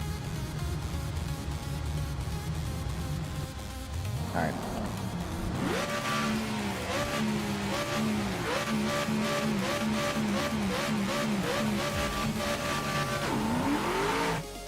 Forgot to hit the brake. Clutch isn't exactly effective on these.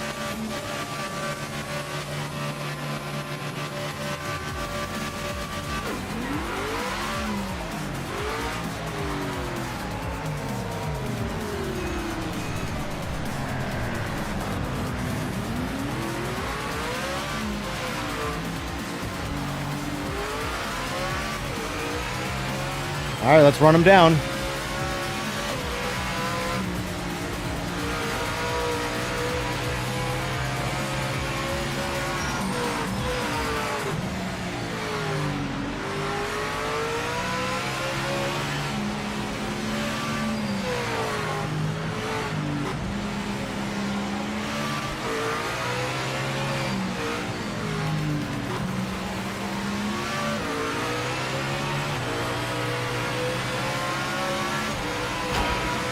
Thanks, buddy.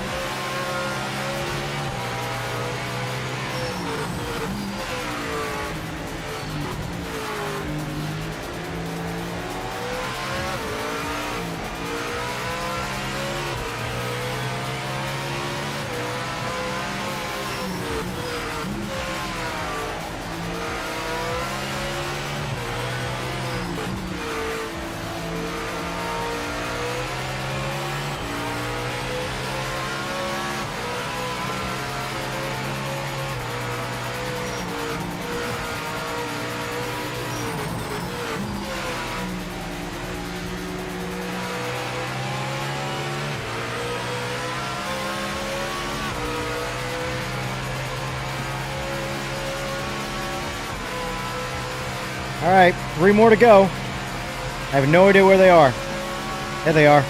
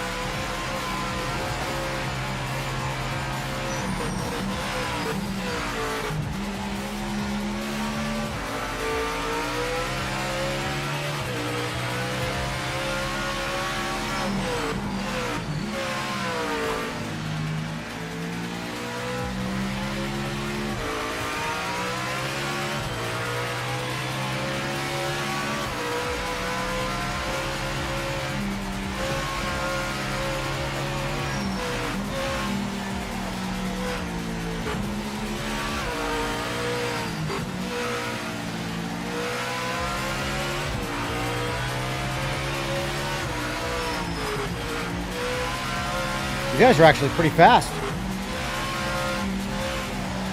As I say that.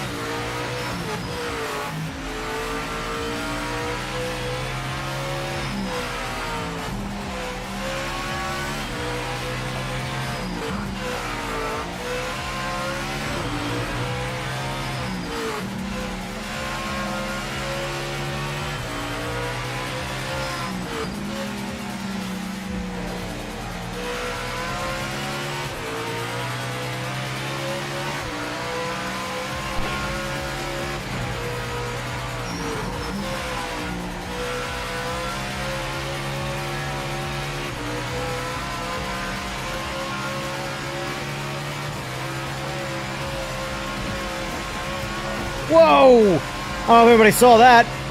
I was airborne and the rear of my car was sideways.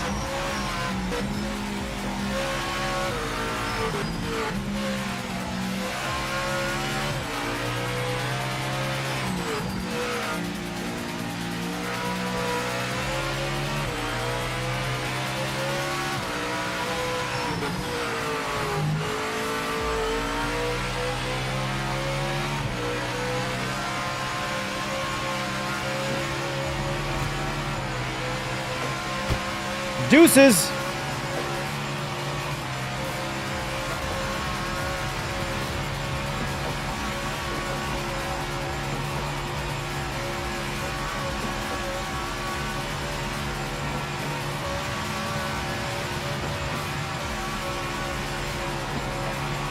That was actually harder than I thought it was going to be. Mind you, the AI heavily slowed me down, but still. I figured I'd be in front of him sooner than that.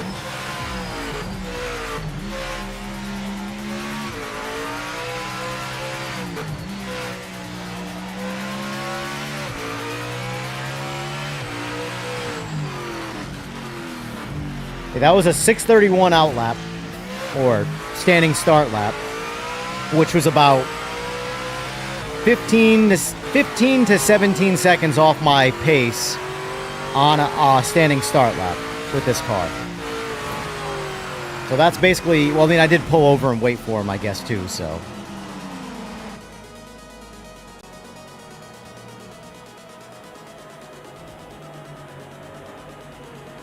That was fun, though. All right, what else you guys want to see? Natural lighting is nice in this game. Yes, there's a lot of good lighting, and there's a lot of bad lighting, and it seems to be very weather dependent. All right, so let me see.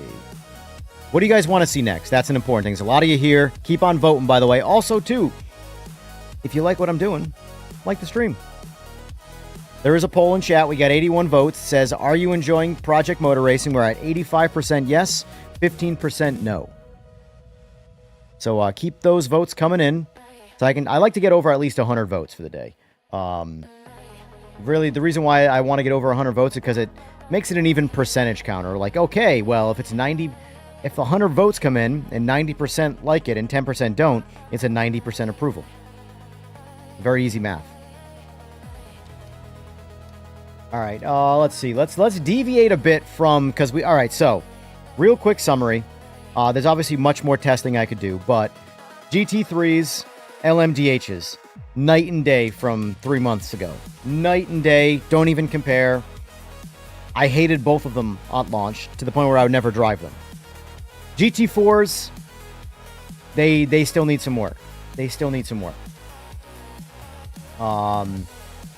We've got LMPs, Group C, GT1, GT, GTE, GT3, obviously we know, 992 Trophy, GTO, Group 5, Sports Car 70, and GT4's already seen, and GT. There's actually so much. Not for nothing, guys. There's a lot of freaking cars in this game. And then these are the modded cars.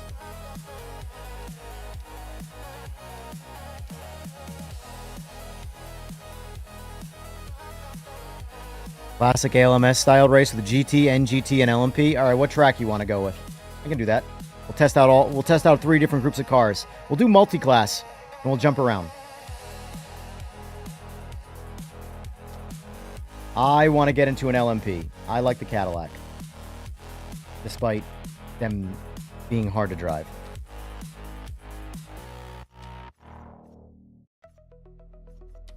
Do multi-class again.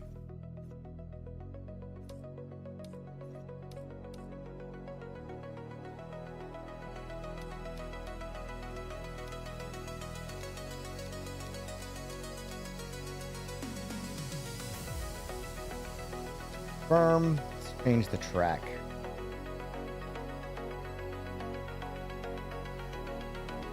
Mid-Ohio Sebring. Well, we haven't done Mid-Ohio yet, so let's do that.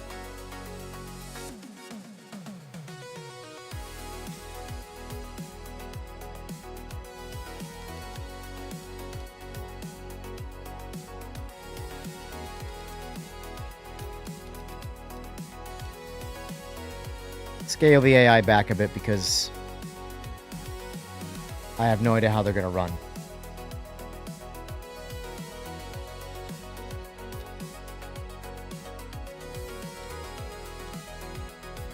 Definitely don't want 1 lap.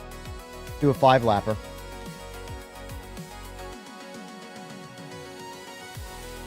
Yes, sir. See, this is what I'm talking about, guys. Like what Toho just did. Give me examples of things like that you want to see, so I can give you kind of like some experiences here. You know, I'm like I said, I'm very set in my ways on things I like to do. For me, I would never get off Nordschleife if it was up to me. You know, but I would definitely like to get into some old cars because that's where this game needs a little bit more credit. Because the old cars have been pretty solid since day one, and no one talked about them. They've only focused on the bad GT3s and LMDHs. Now that those cars are good, you know, it's important to address those cars, but at the same time, this game's got a lot of good in elsewhere, or other places. So, let me go to the bathroom and I'll be right back.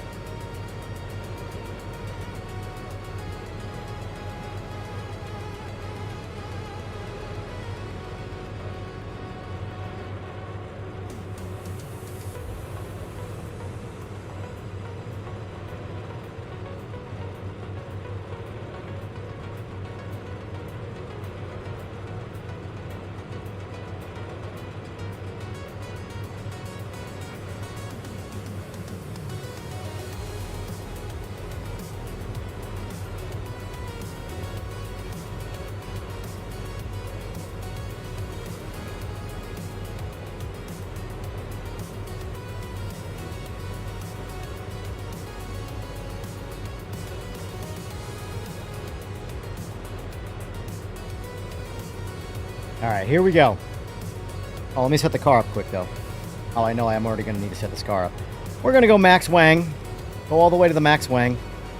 Take some force feedback out of it. Let's see. Max out the clutches. And we're going to save this setup.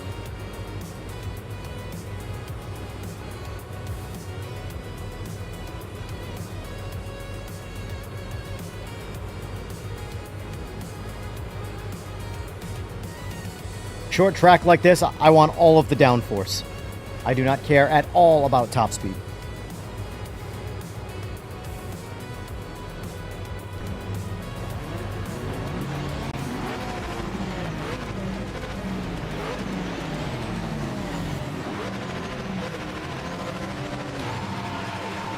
Oh, shoot. I want to do that again because I want a better launch. I forgot. I'm so used to launching cars with TC, I forgot that this car doesn't have it.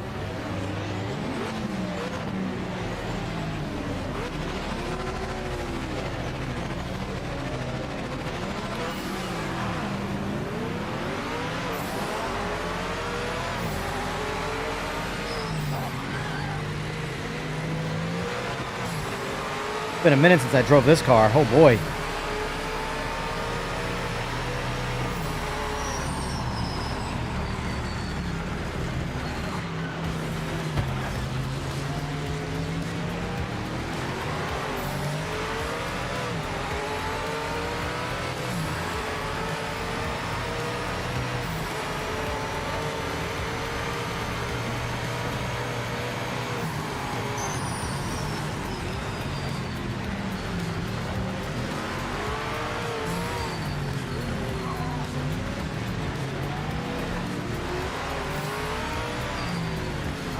Cut.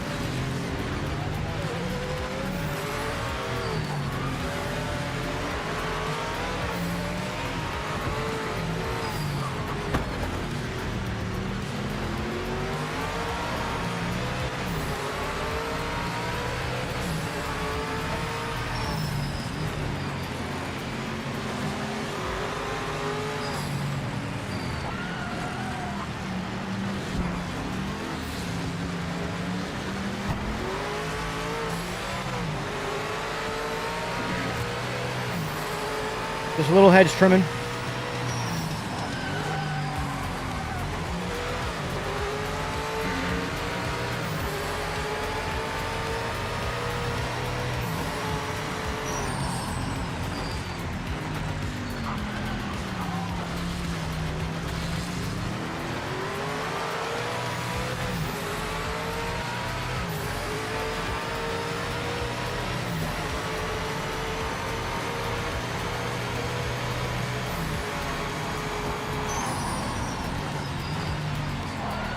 Oh, Jesus, I thought I had that.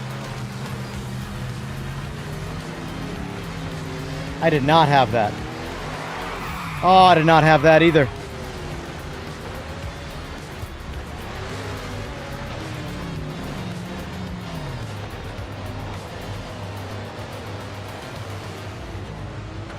I need to drive this car with a round wheel and an H pattern. I'll be honest with you. Driving it with this track wheel just does not feel right.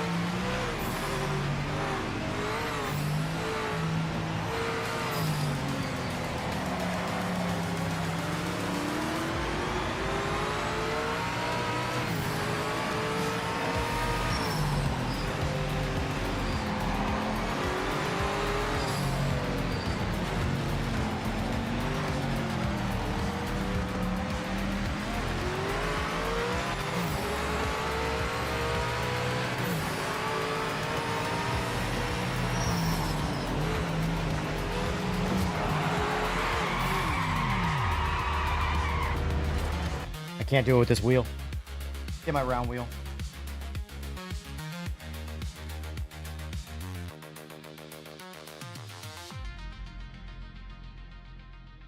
So weird how some things I can do with some wheels and other things with some wheels. Need my round wheel and I need my H pattern for this. I just can't do it without the H. It's mainly the H pattern. I don't know why. All right, let's try this again.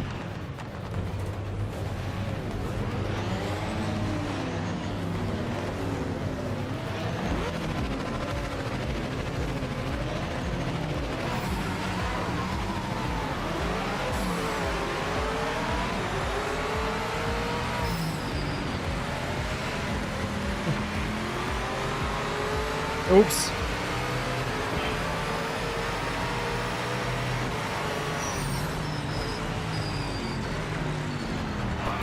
Oh, come on! Whatever, from the back racing, it is what it is.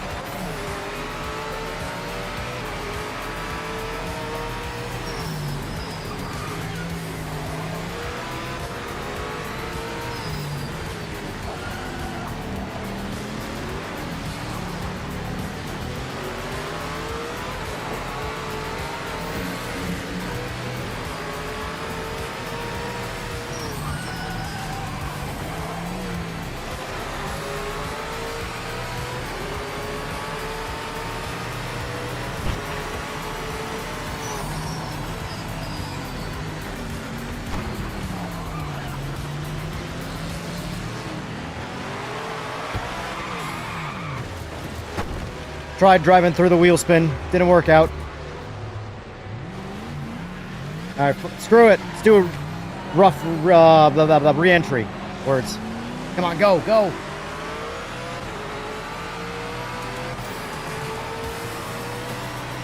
I don't know if I can do MX-5, man. I'll try, but they're tough.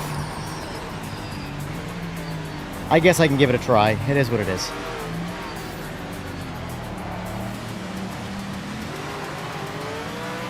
I feel like I've been here before. It feels like deja vu.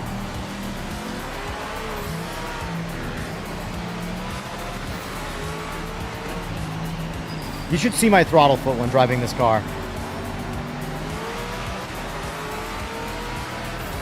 Dave Cam would be happy. I'm playing the piano on the throttle right now.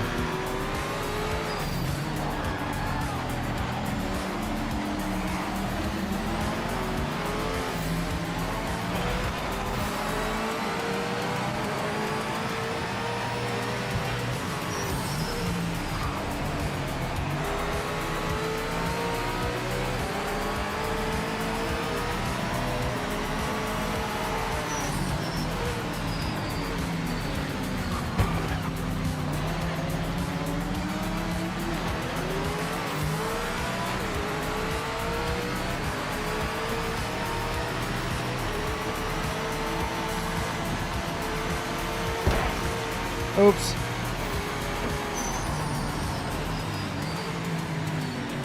Yeah, this car is just so much better to drive with the round wheel and an H pattern. Same for all the cars, honestly. This game responds really well to H pattern driving. They don't drive the same. The gearbox works entirely differently.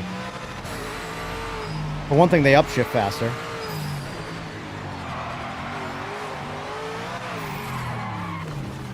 Alright, you get the idea.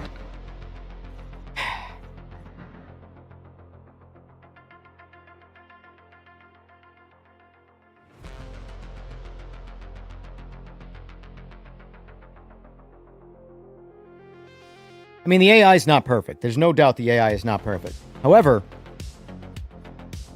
it's better than a lot of other games.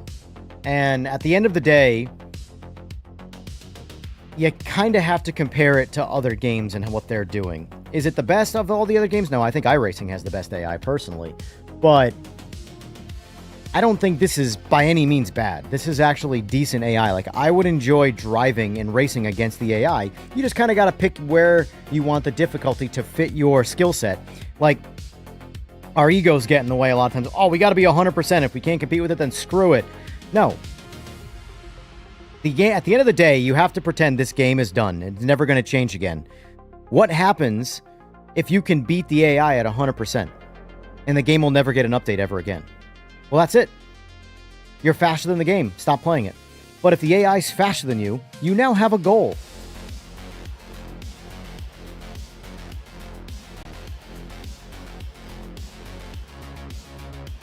What's going on? Too bad. Let's see. The GT3 cars feel good now. Sort of akin to ACC, but the graphics on PS5 are like a 10-year-old game. PC2 has better visuals than PMR. Also, I'm pissed off at the lack of options in the menus. Well, there's no reason to be pissed off. It's a video game. But, I have it on PS5. Mind you, I don't have Project Cars on PS5. And I think it looks pretty good on PS5, all things considered. And I do think the graphics, actually, I know the graphics are getting better with every update. Graphics are being tweaked. They're dialed in. The graphics, it's hard to tell, but I go back to some of the videos of when I first started playing this game. The game looked terrible by comparison to how it looks now. It's come a long way in the 3 months that it's been out, and it's only going to get better.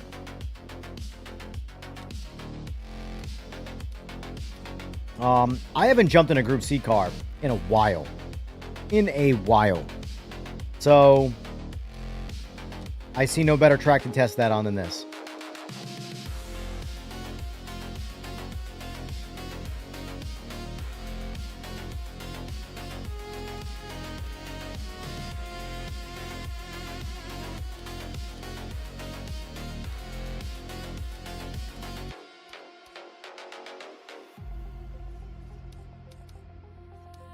These cars never get used.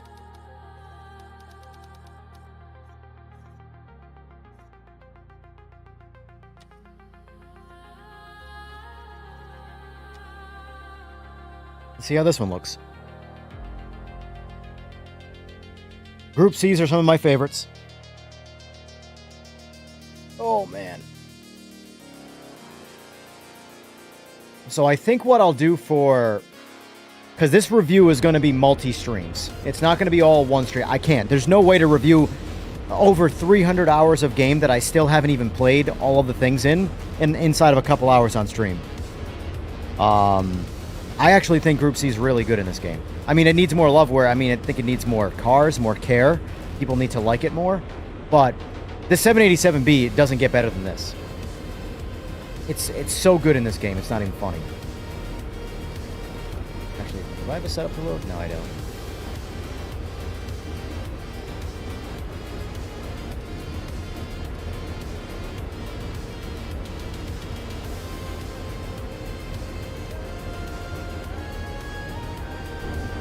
Try this out. Oh my god, I forgot. It's been a minute.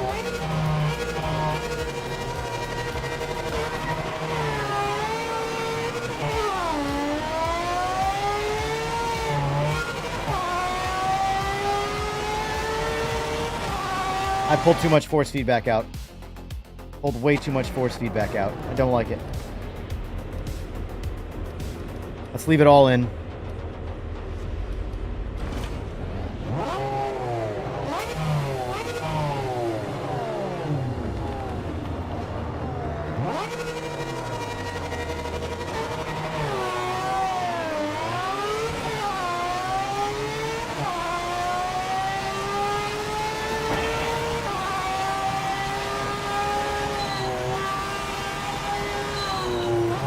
Somehow I thought this was going to be multi-class. It's all Group C. Ow.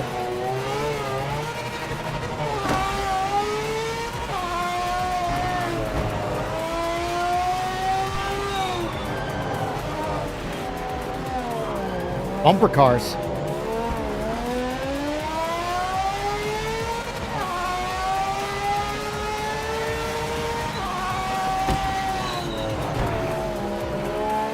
Sure why you just jacked up on the brakes right there, but okay.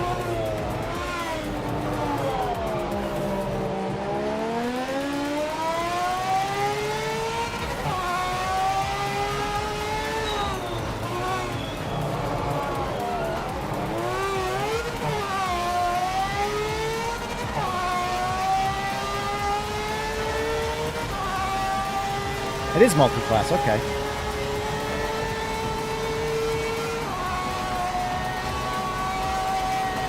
I guess LMPs are considered a faster car than the Group C's.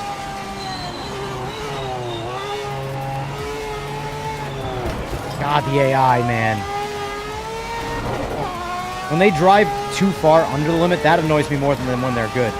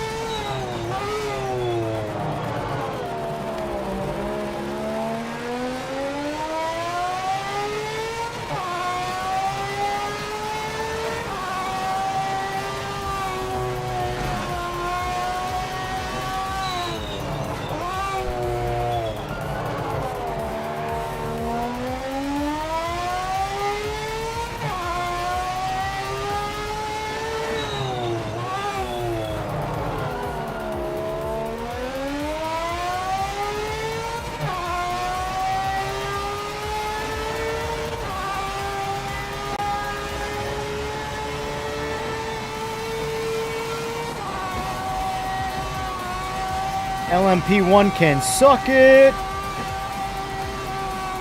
Oh, no, that's not what I hit the pit limiter.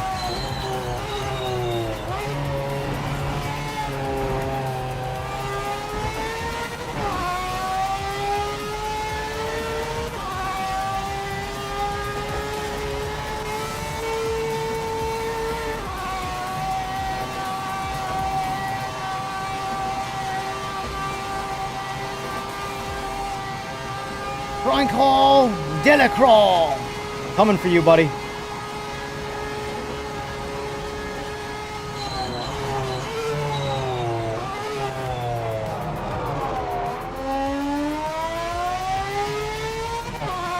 Hold on. I need to bump these beats here quick to really get cranking. Here we go. Pedal.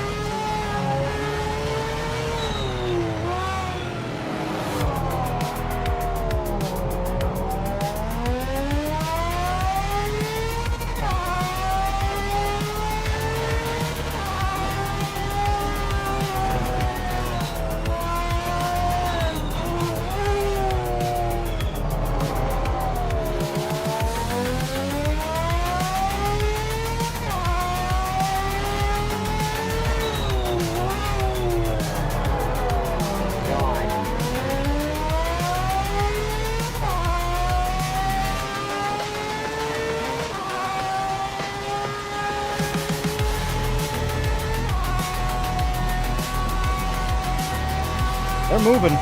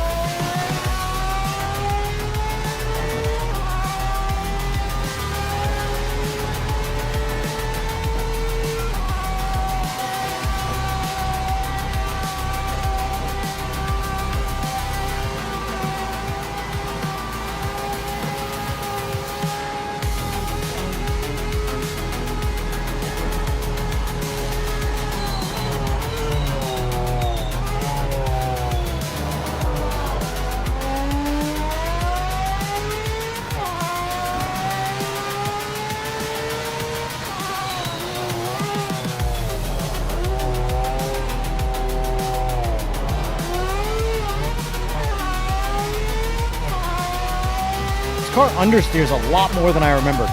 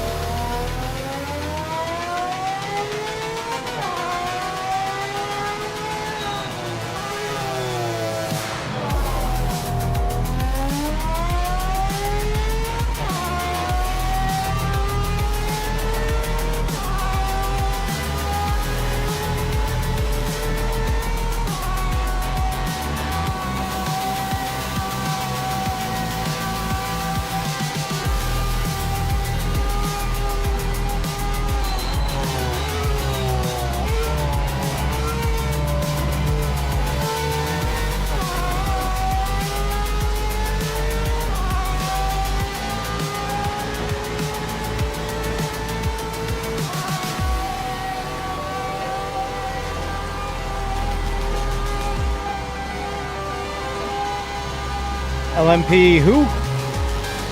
LMP what? That's right, Group C. Best hypercars ever made.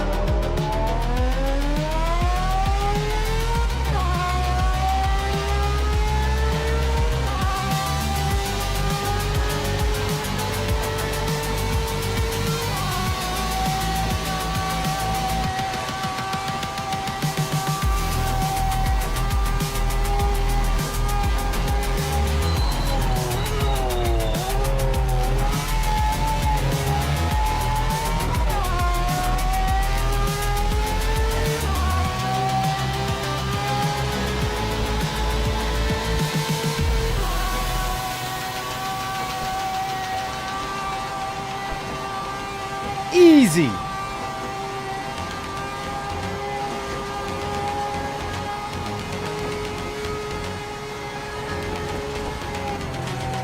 All right, who had the fastest lap? Mark Webber with the... Well, that is the faster car here. Wow, look at that.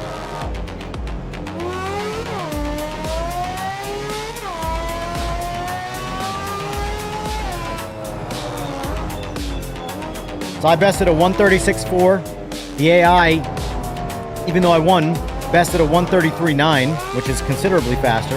Although the Sauber is the faster car. It's the more preferred car on this track.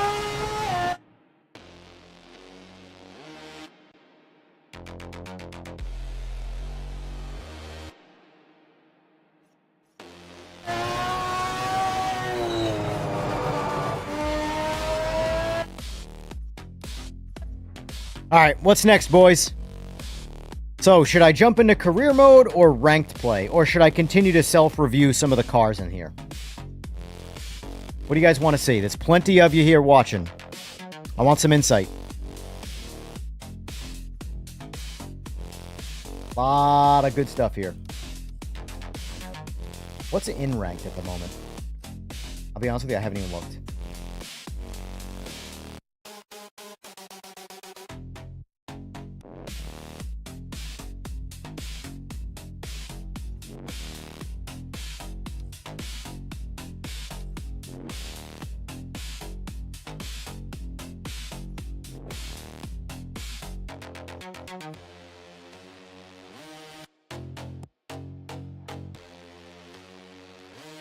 Well, we just did Mid-Ohio, so I'd like to kind of jump around as best as possible. Just no Interlagos. I hate Interlagos. It's an Interlagos track. So that's my review of it. It's Interlagos. We're done. What are the tracks you want to see, Kamari? Mid-Ohio's fun, but I prefer Mid-Ohio on slower cars. Or at least, like, cars that are super, super grippy. Like, I do want to get in a GTO. I do want to get in a GTO. In fact, I'm going to get in a GTO. I've just convinced myself. I think these cars are phenomenal. Especially the Mercury Cougar. I'll do Silverstone. I might have to put the line on at Silverstone, so don't judge me. Because I'm pretty bad at Silverstone. Pretty bad at Silverstone.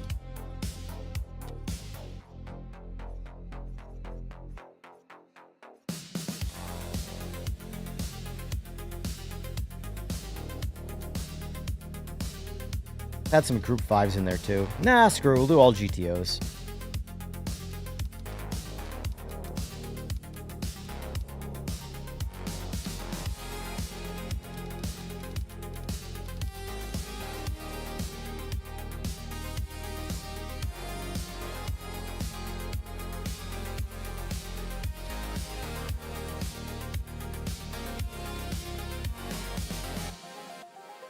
I think this is like one of the best cars in all of sim racing. This this Mercury Cougar right here.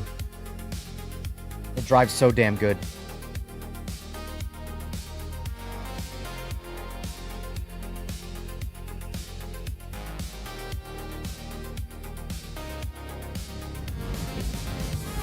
Let me just check something quick here.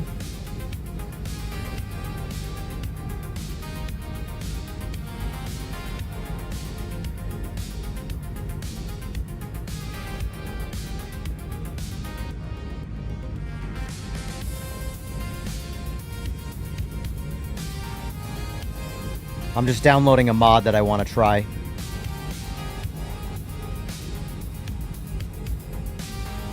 From our buddy Eagles.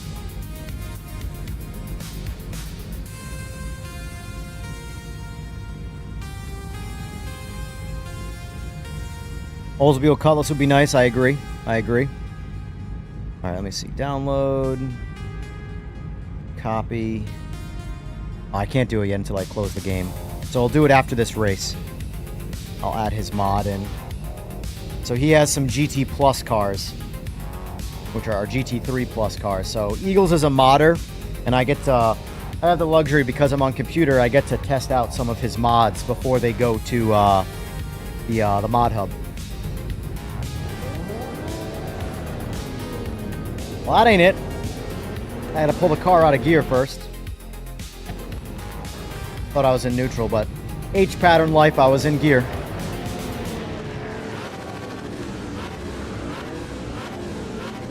Also need the line on because I don't know where I'm going. Actually, no, screw the line. I'm gonna be brave.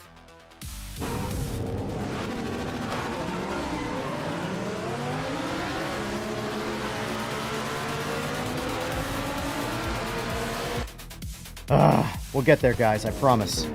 I forgot. I don't... All the setups are gone, so... Well, all the setups are gone because I deleted everything. I can't... It's hard for me to drive the car with this much force feedback and that. Alright.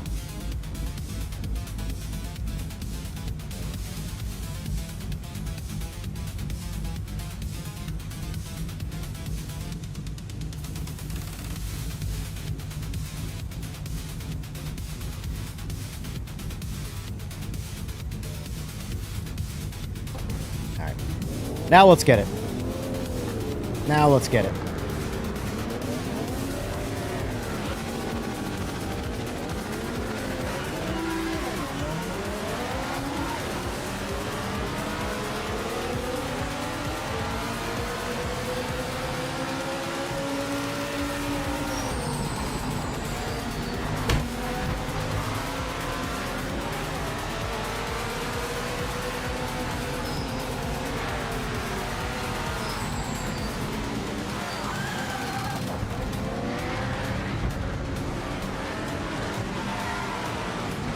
This is chaos, and I love it.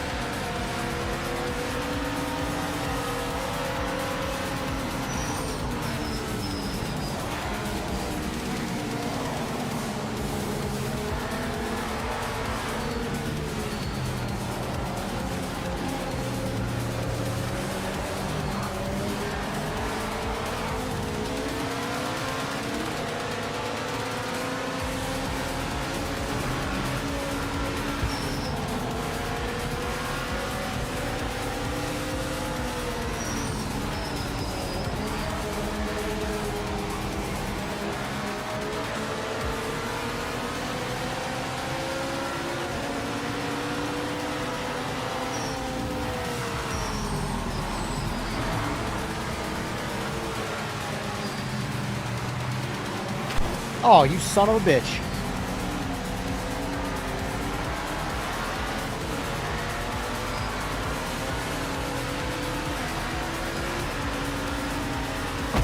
Oh!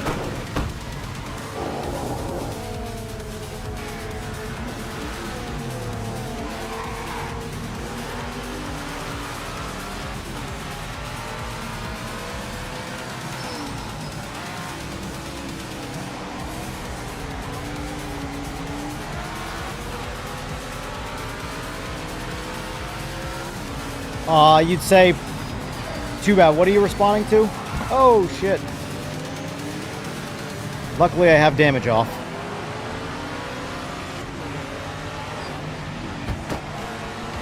Get out of my way.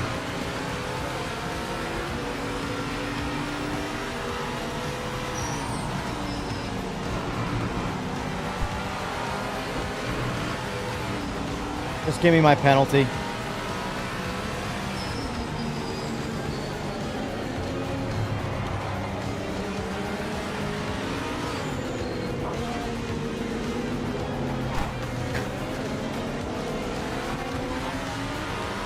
Where was his corner cut?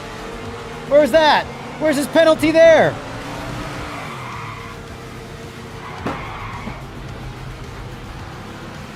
AI's got me all jacked up now.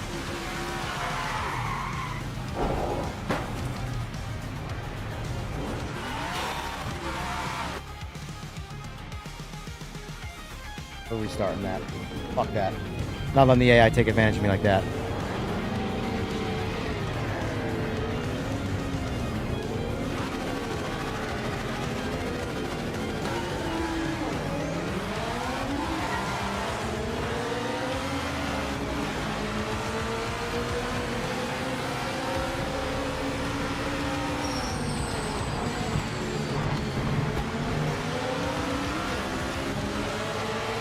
They're definitely a better driving AI class in GT3.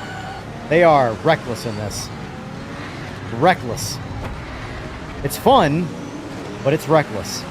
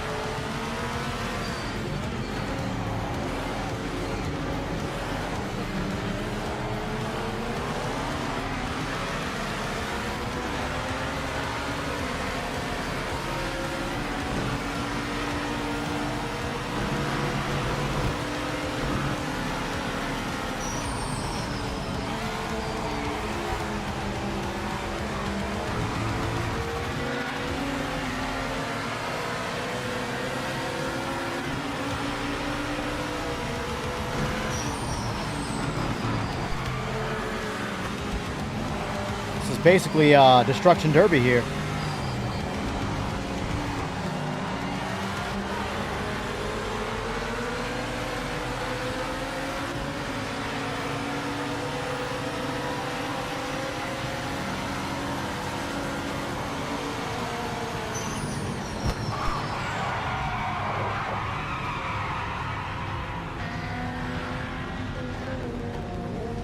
Having a tough time right now, apparently.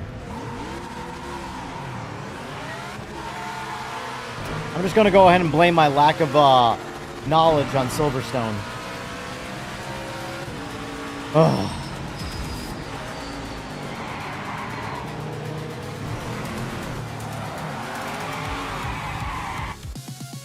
I don't know what I'm doing. I don't know what I'm doing. I need to back out of this race. It's just not working out for me.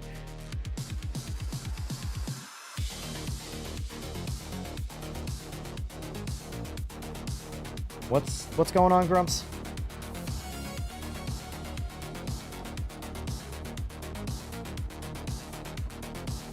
Let me install the mod.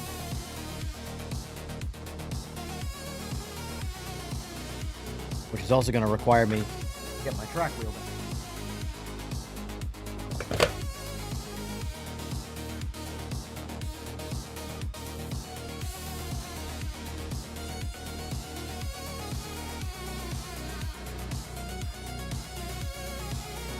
Let's see. Download, cut.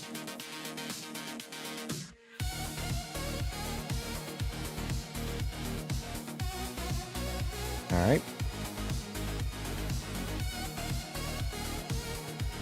Let's boot her back up.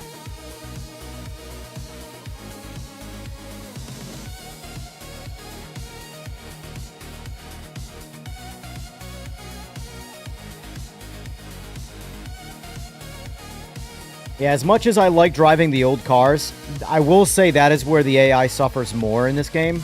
Is, again, a lot of the older cars. The cars that are harder to drive, like sloppier, the AI is a lot sloppier as well. And it's harder to read. I mean, I guess it can be, you can compare it to real people, because real people drive like shit. But the AI drives kind of like shit. So, let's see. Alright, so now we got a so right here, Mustang GT3 and GT3 Plus. This is the modded car. So let's do this quick. Let's go.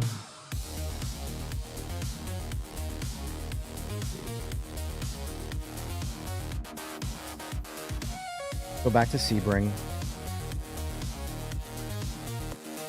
Turn the AI off.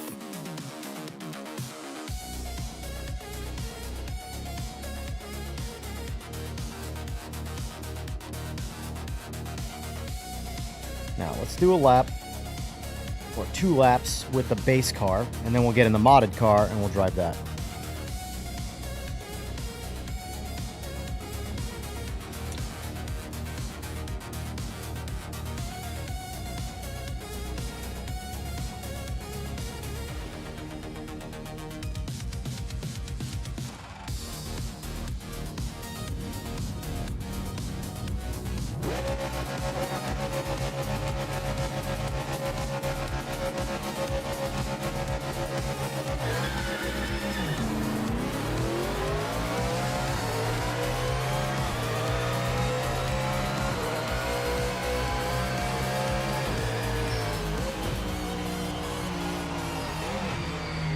I gotta turn the force feedback down.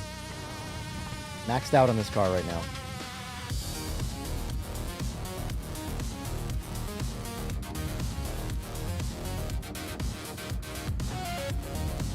Let's try that.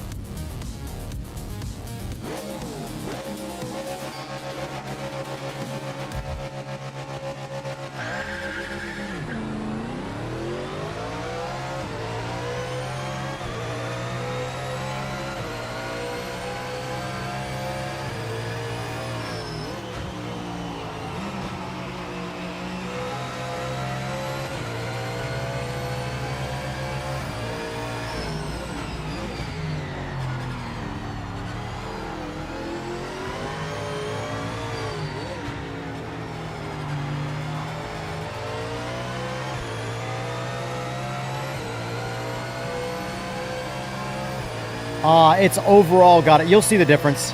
You'll see the difference. I actually haven't driven the Mustang one yet, so it's going to be a bit of a surprise for me too. I'm going to do 2 laps, out lap followed by an actual lap, and then I'm going to get into the Plus car and do the exact same thing and compare.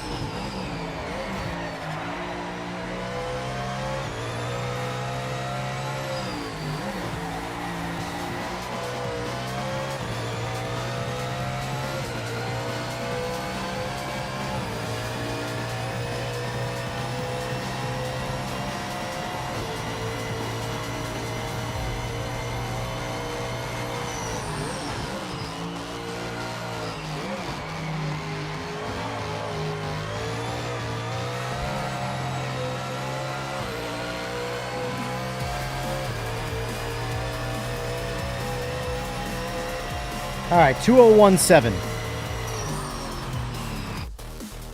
Our time here, you guys can't see, which there's nothing on the screen to tell you what my time was. Just know it was 201.7.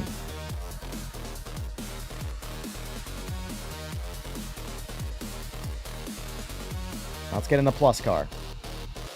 Never driven this before, so let's see how this goes.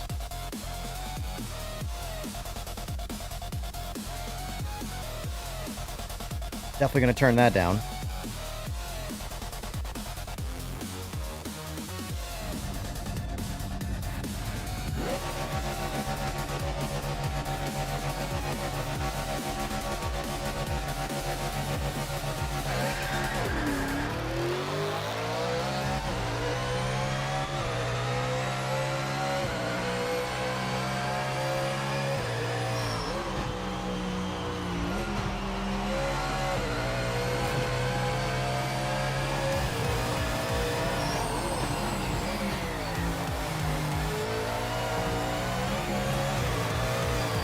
Bitch is grippy.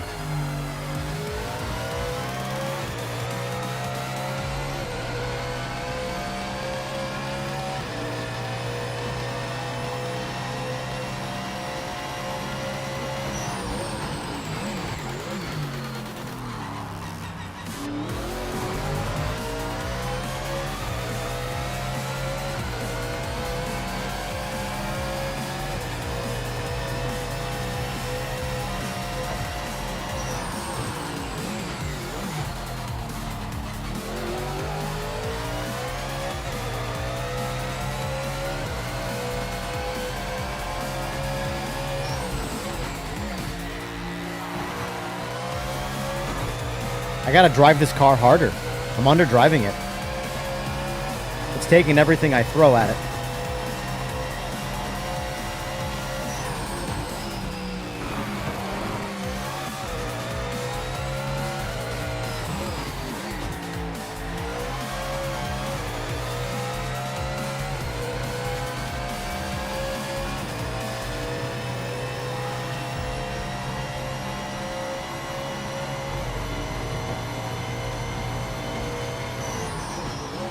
Wow. A lot of initial braking. Almost spun me out.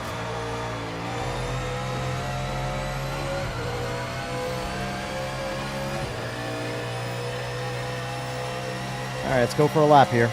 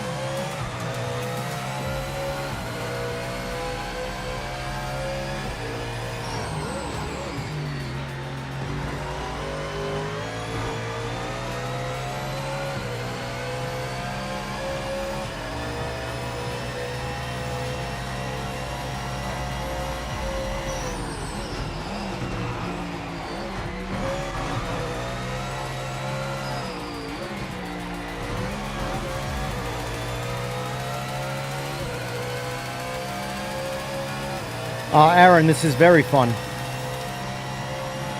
And I have not tried that Kalima. I've never even heard of it.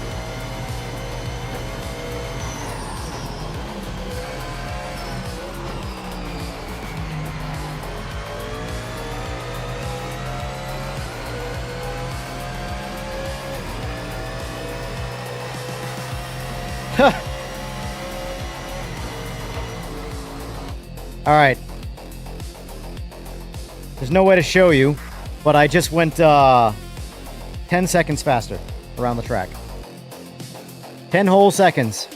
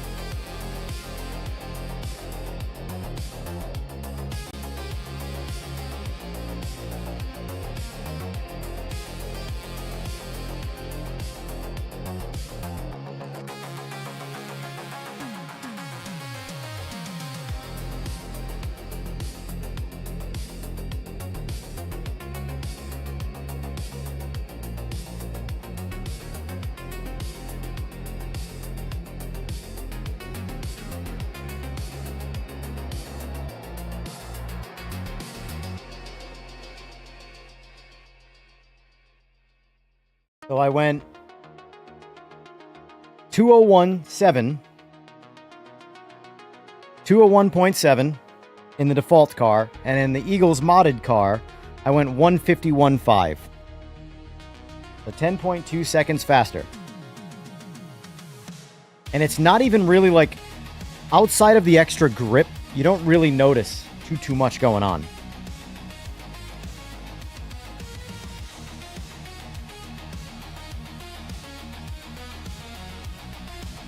Let's try the modded car with AI.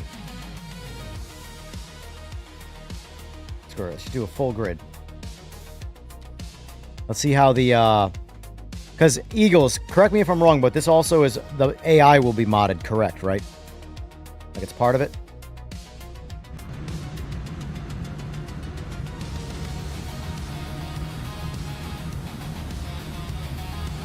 Oh, you even have softs, too. We'll stick to mediums for now. What I just drove.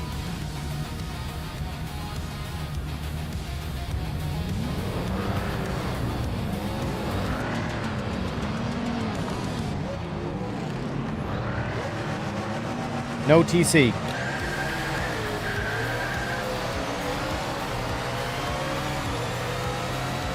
Use the softs? Alright, alright, alright.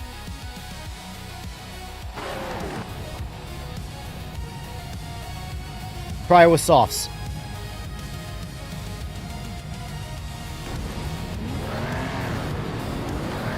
TC off.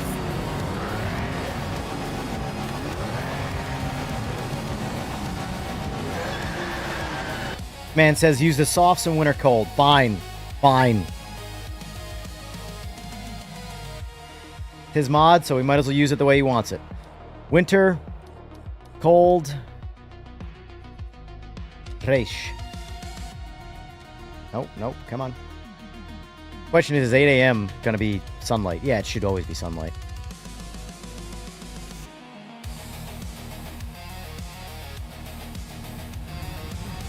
Alright. Winter cold. Oh, TC off. Damn it! Damn it! Damn it! Damn it! I put it on softs.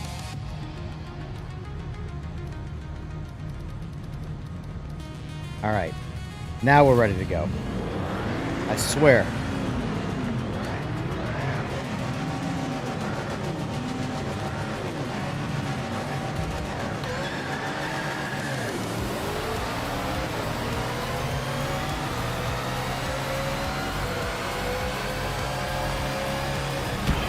Oh, no. Oh, I was waiting for that.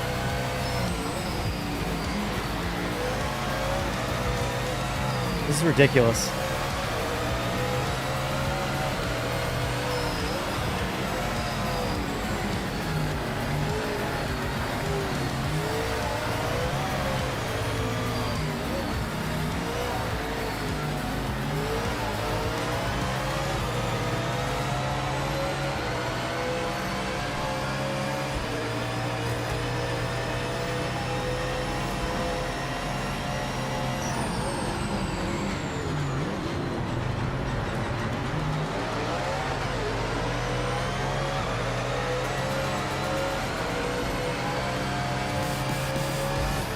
Already in 7th place.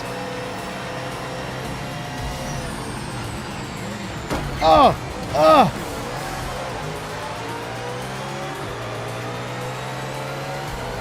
I should probably put the AI to 100%, I guess, huh?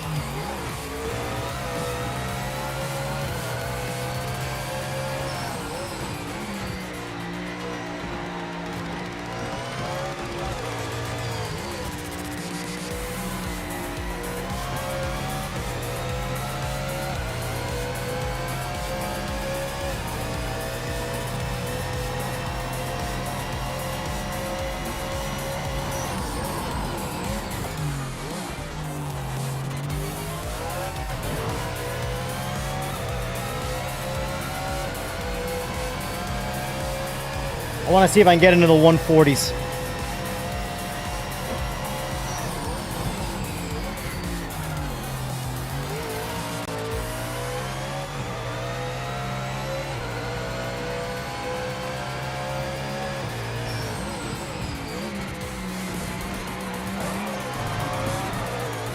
No! Son of a bitch. Because I set myself a personal goal.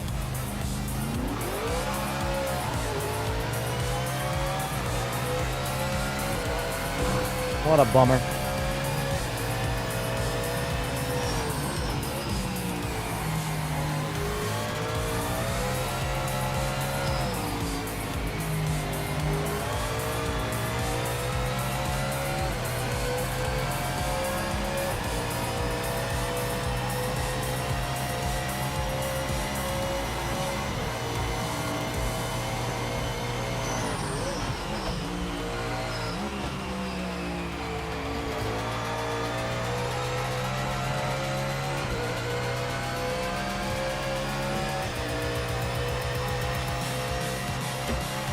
Funny, while crashing, that was still faster than our default car time. That was 2013.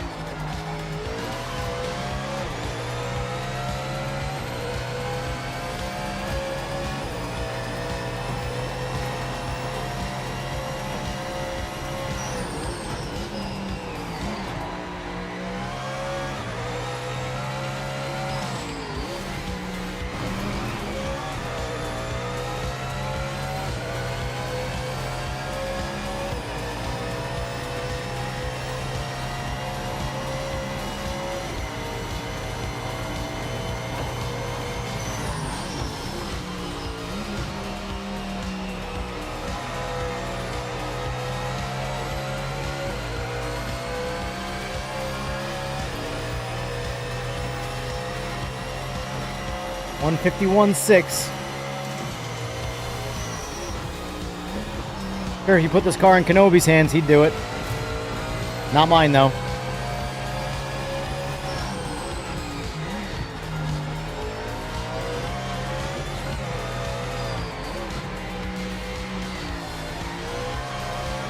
I'd say the AI needs a buff.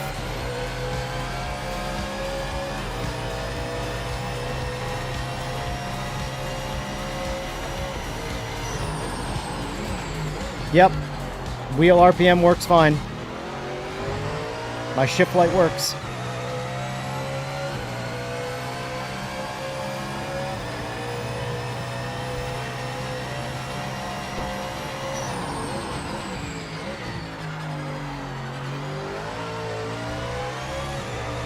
Alright, I am dusting the AI, so let's get out of this. Let's try the AI full strength on a different track. You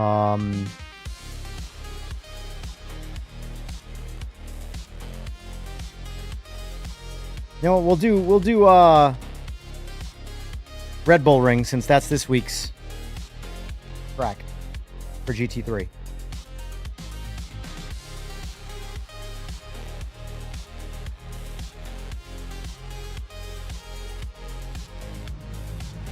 Ooh, it's dark.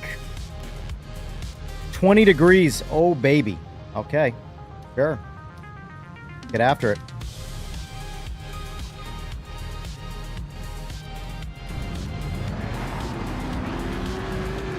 Oh, they still run this. Okay, so this is like, all right, so this is going to be what the difference between your car is and the 100% AI that kicks my ass.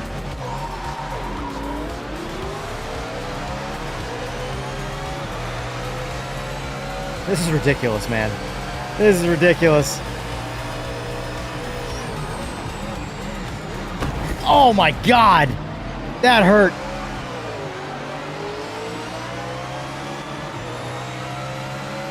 Don't want to know what 18 Newton meters feels like. Oh boy. Oh boy. I think I need a new rotator cuff after that.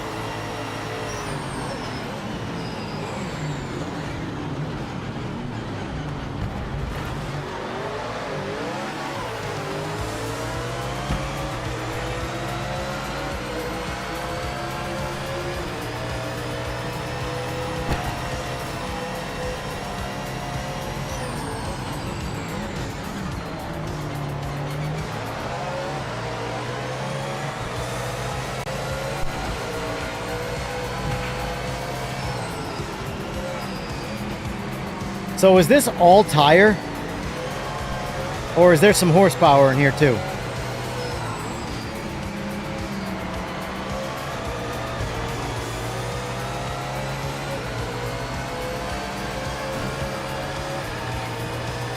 This is ridiculous.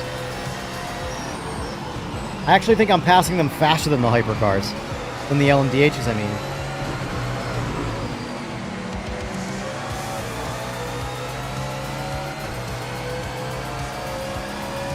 We almost cleared the entire pack in one lap.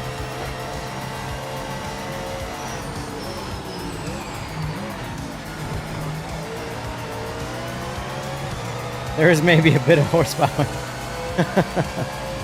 Yeah, we're already in first. I think this is faster than the hypercar. Because it's insane.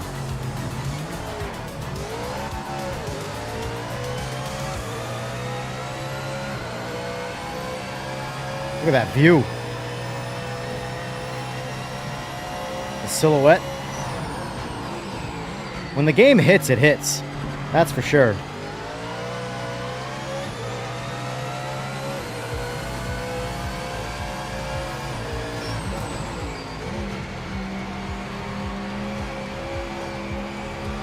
I say this. Give it 6 months. 6 months from now.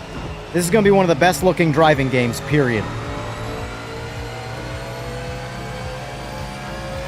Mark it on your calendar.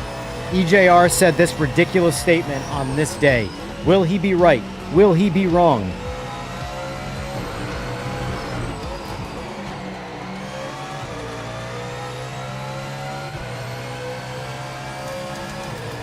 What's everybody running for lap times? I'm curious. On the ranked races that are going on this week, what's everybody running for a Red Bull Ring lap time? Like, what's the fastest laps?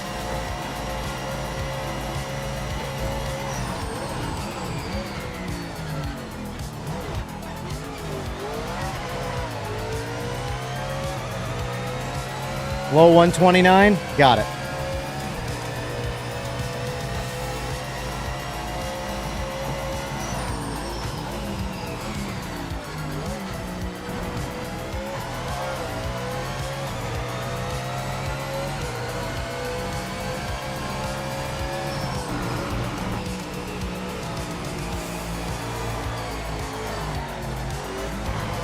That sucked. God, I'm so bad at this track. I just went positive. I was almost a second under, and I just lost it all right there.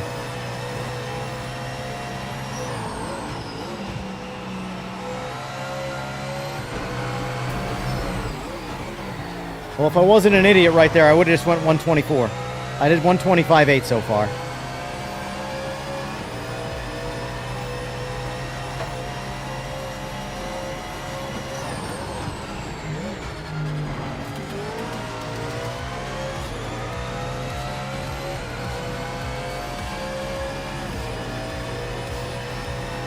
$125.8 from a terrible driver.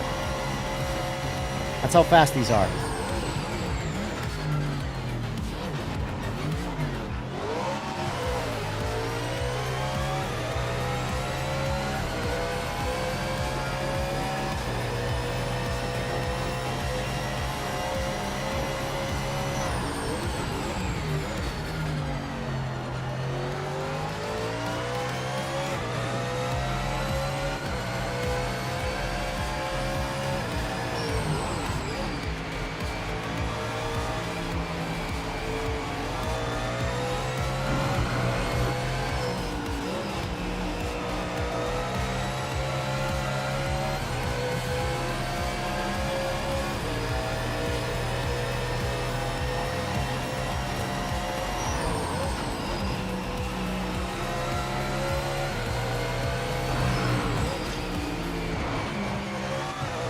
That was weird.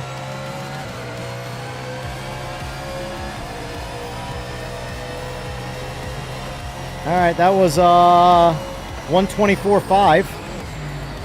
Oh, that was a complete miss.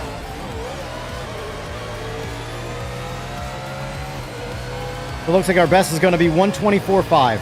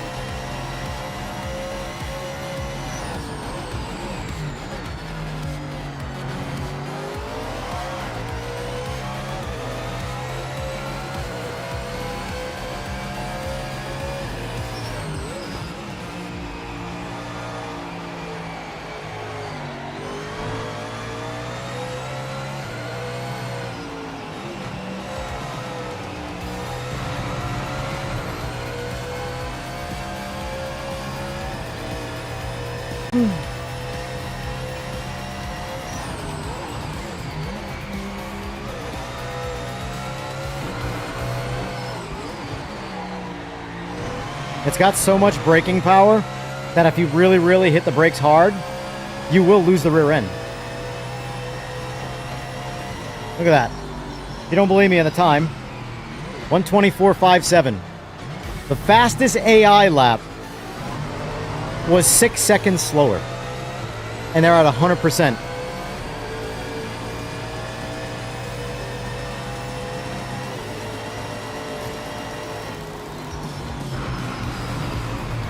Modding.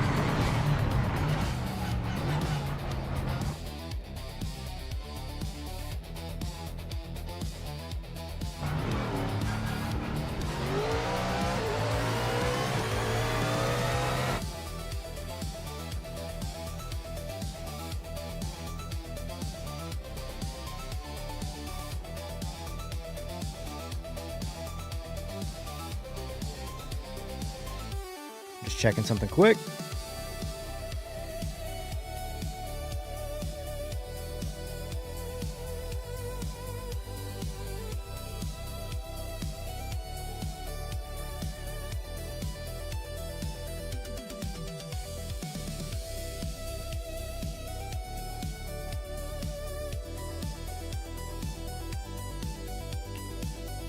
All right. What's next, boys? All right, we also... Wow, good job on the votes. And if you still haven't voted, guys, or like the stream, please do both. I'd appreciate it. But the voting is, are you enjoying Project Motor Racing? Yes or no? We're at 84% yes. 16% no.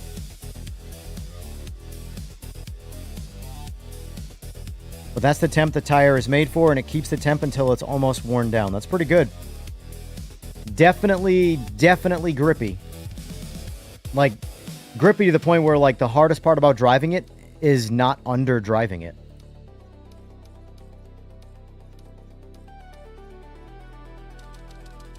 Oh, you know what? Let me jump in the GT4 a little bit. Simply because... Yeah. Let's turn the AI down a little bit. Let's start at 60%, which is the halfway point, because bottom is 20, so 60 is the halfway mark. Full grid. Not do Red Bull Ring. Let's do...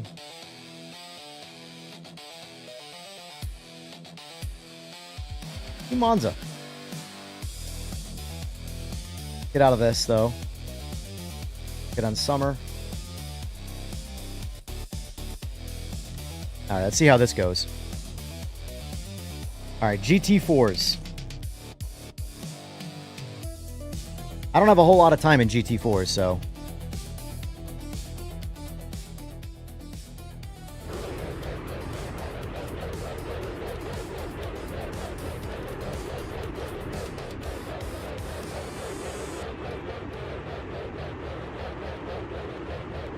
Guess we'll try softs.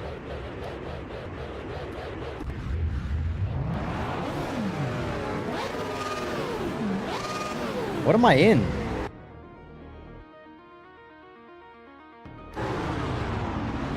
That is...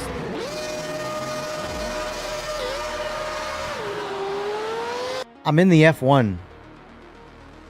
I'm wondering what the hell's going on here. Well, I guess I'm in it, so let's race it. Screw it. Since we're on the Eagles mod, I did the whole time. I was so confused. My head, I picked regular GT4.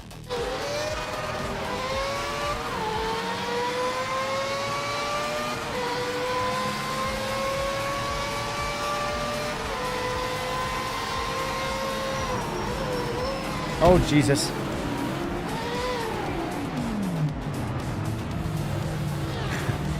Typical turn 1 at Monza right here. I'll take the penalty. Just get in front of that.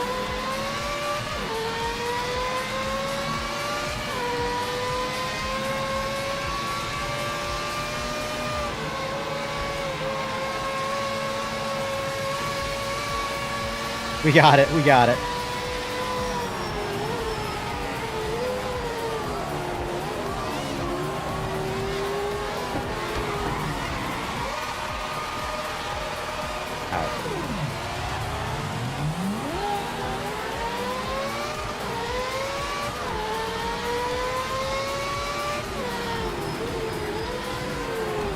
Oh, the downshifting death. I hate that. The old cars, man. Ugh. Why does seamless downshift never be seamless?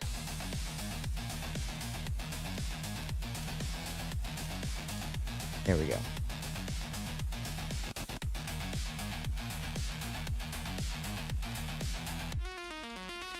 All right, let's start with these. Let's start with these.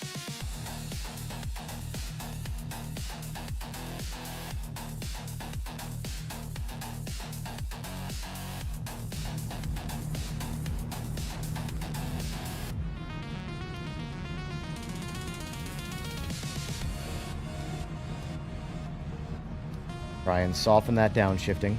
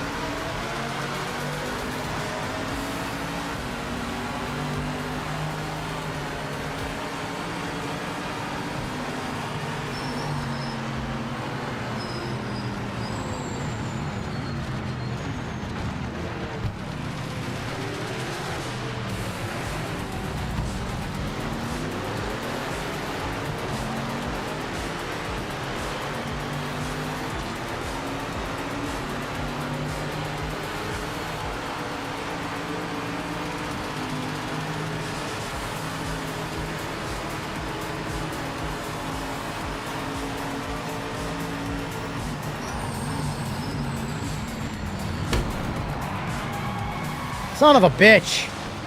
This car's stopped for shit.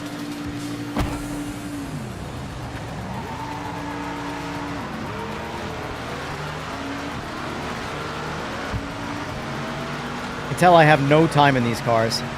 They just do not stop. It's been my biggest complaint about them for the entire time. Mind you, I don't drive them enough in other sims to know if that's right or wrong, but... Ugh.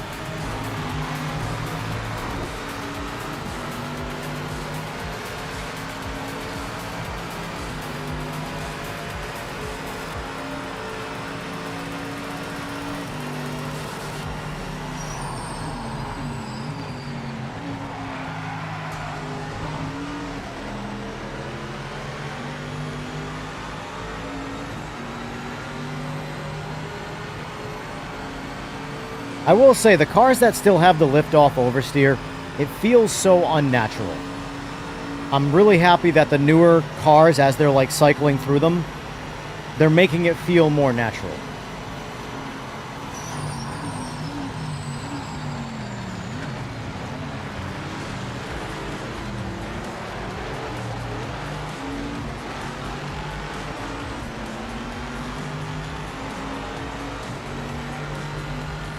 These cars have almost no audio to them, huh?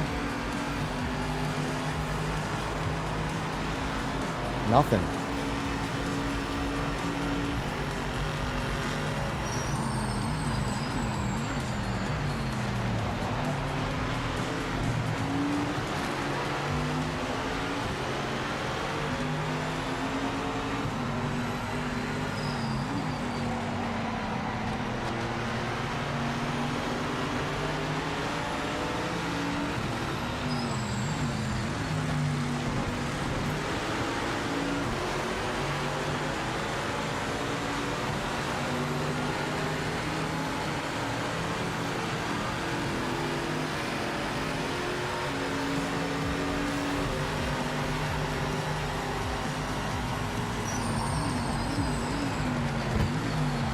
Dude, the brakes are just dog shit.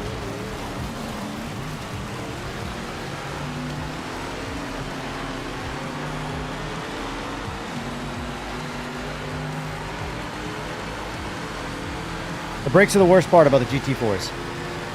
Absolute worst part.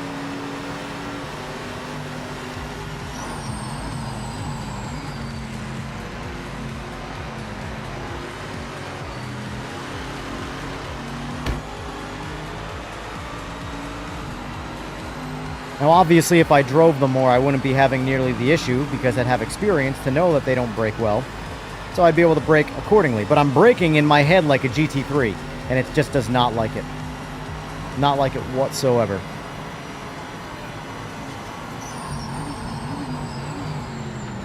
Dude, stopping at like 160 barely makes it.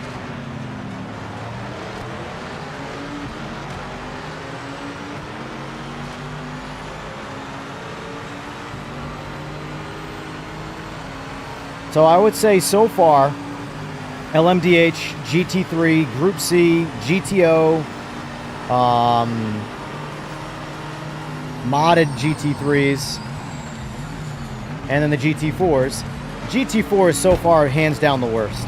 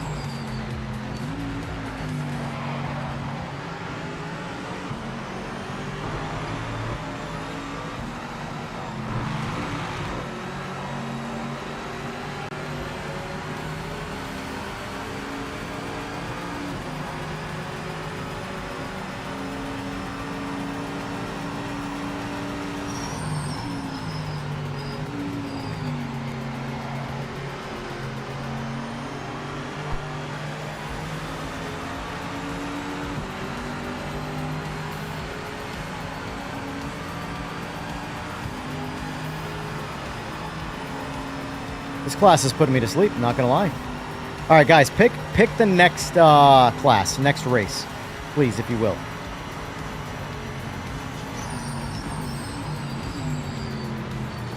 We got GT1s, GTs, NGTs, Group 5, Sports Car 70, which I'm not much of a fan of, but they're there.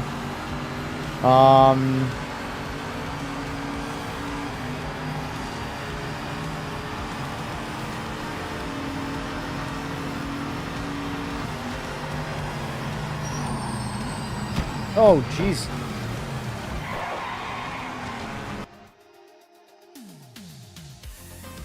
Now, maybe I'm just jaded because all the other cars are good. But GT4s are just not it for me. Now, I'd have to truly drive them in other sims to really have a fair assessment. But right now, I can say that everything I've driven, the entire time I'm in the GT4, I can't wait for the race to be over. Winning, losing, doesn't matter. I'll do GT, but I don't know if I can handle Brazil. Let's get in the...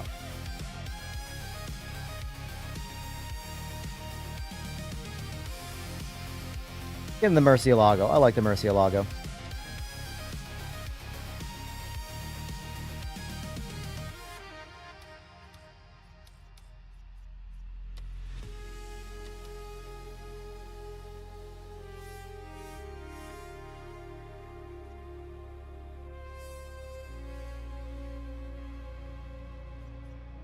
We haven't done any Nords yet. What's going on, Sleepy? We haven't done any Nords yet.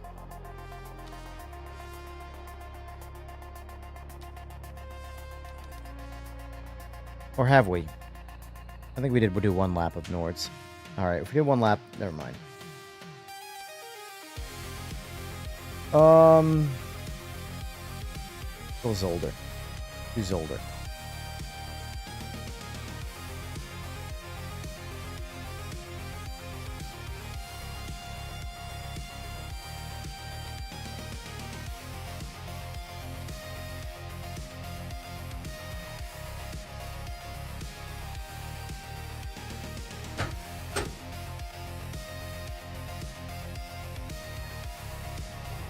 Lambo is a good time. GT class is very popular. Yeah, I'll do a Viper after this and see how it compares. I'm pretty sure I'm going to like the Lambo a lot better, though. Alright. Vehicle setup. We're going to go max rear wing. Take some of the force feedback out of this. Softs. All clutch out. Let's see how this feels. It's hard for me to drive any of these cars in default grumps.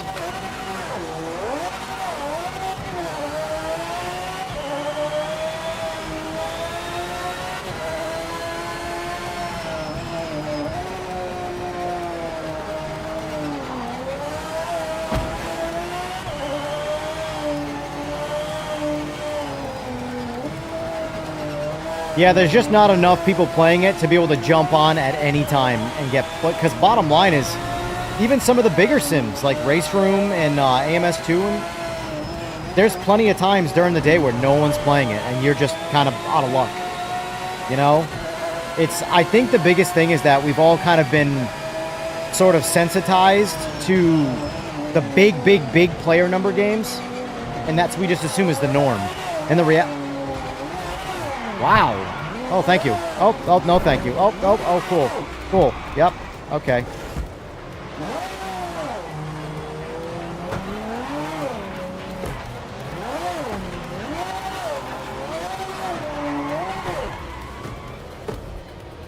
Oh.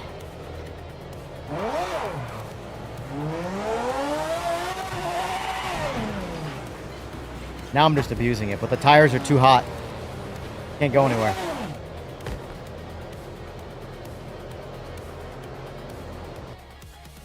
It's crazy to me that the GTO class has so much more grip than the GT class. And fundamentally speaking, it should be the other way around. You take a similar car, give it a shit ton of downforce, and it shouldn't be harder to drive. Let's just go back to default. Screw it. Can't drive this car anyway, so default setups it is. The thing is, there's a lot of people that like this class. Like, a lot of people like this class. And, you know...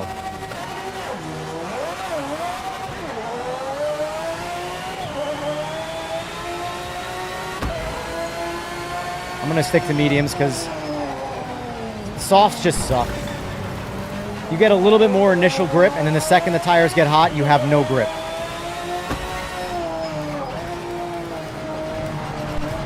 Come on! What the...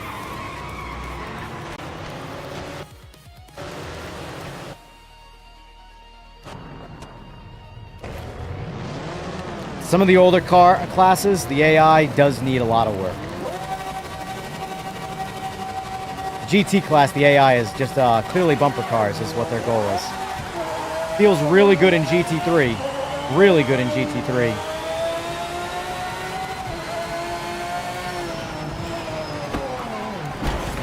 I mean, that's my fault. That's my fault.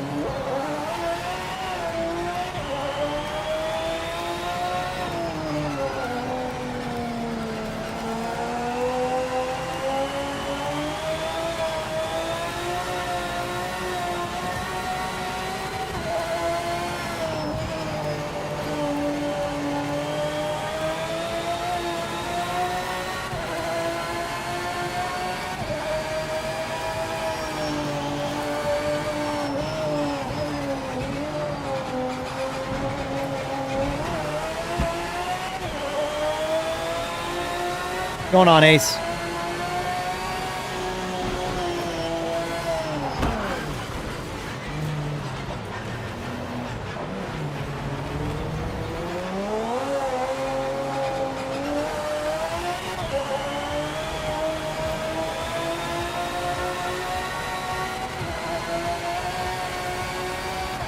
It's just hysterical that I have so much more grip with the mediums right now than the softs.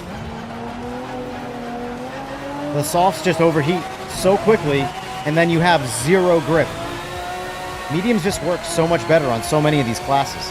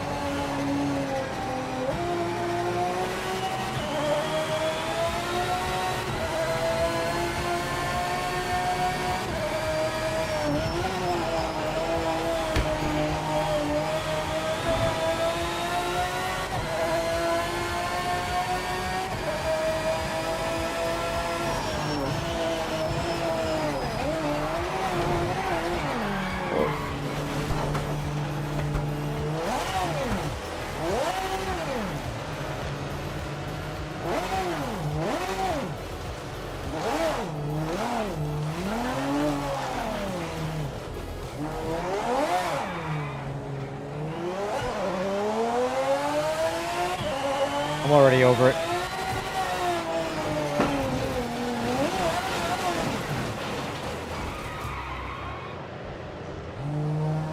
This is the type of class that for people who like to be like just non-stop challenged.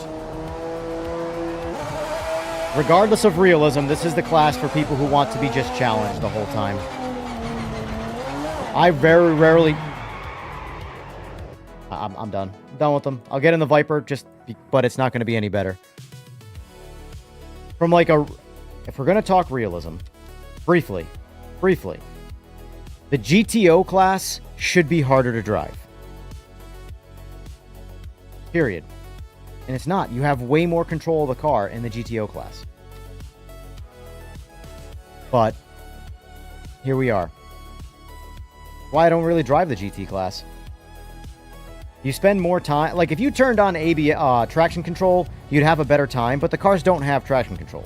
So if you drive them in their authentic state, it's just... You're playing on the throttle. The cars are, I still think these cars are easier to drive in AMS2 by a mile.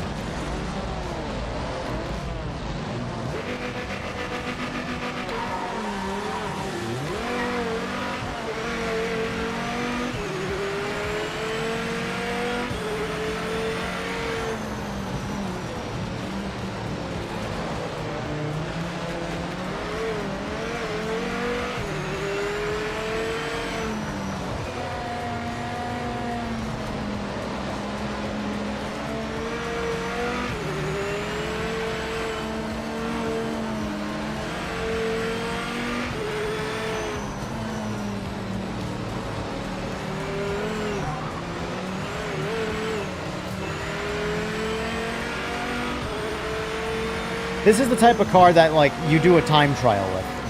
That's where the challenge is. Racing this kind of car, to me, is not a whole lot of fun because I'm focused so much on driving the car that I can't really focus too much on the actual racing. Now, maybe it's because I'm old and I can only do one thing at a time. But God, I honestly think that these are the hardest cars in this entire game to drive. But people like them, so at the end of the day, if I'm the minority and people love these cars the way they are, then leave them alone. Do not touch them. You know, it's one of those know your audience things. You do what your audience wants. If everybody likes these cars, don't touch them. But like everybody thought that the Group C cars were harder to drive. I'm like, these are way harder than Group C to drive. You can't touch the throttle. It's all rear tire spin.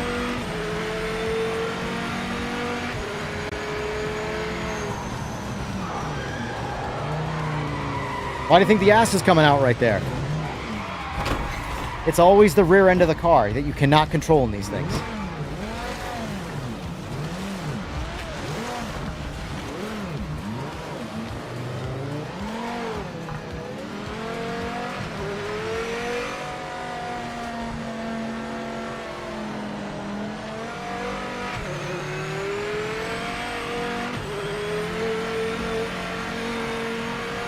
Eagles, I don't have it anymore because I deleted all my folders and stuff.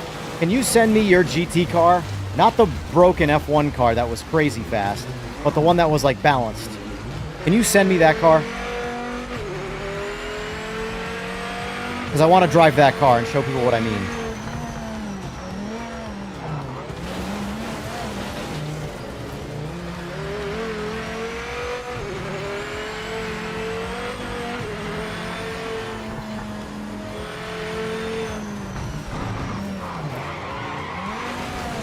Downshifting kills them too. Anything that upsets the rear tires ends this car. If you downshift at too high an RPM, that's it, it's over. If you hit the throttle just a little bit too soon, even in a straight line, it's over.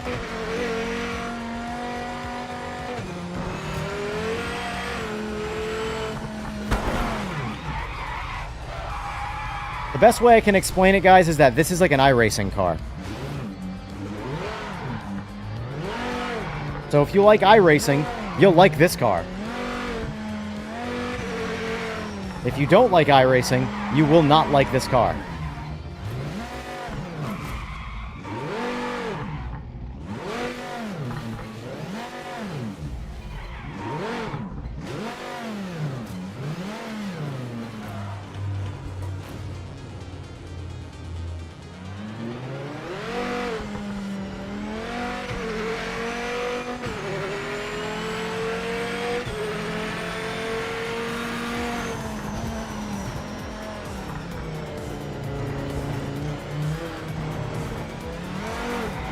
The thing that kills me about the Viper is that the Viper is notoriously a car that has insane levels of grip. Production car, race car, it doesn't matter. I've seen these cars with almost 2,000 horsepower on big wheels, not some tiny little drag radial setup or bias ply and 15-inch wheel. I'm talking like 18 to 20-inch wheel with a drag radial on it. Put insane levels of power down in a straight line. Obviously not turning, not built to turn. But full-blown street cars making almost 2,000 horsepower. Second gear, snapping the throttle and going.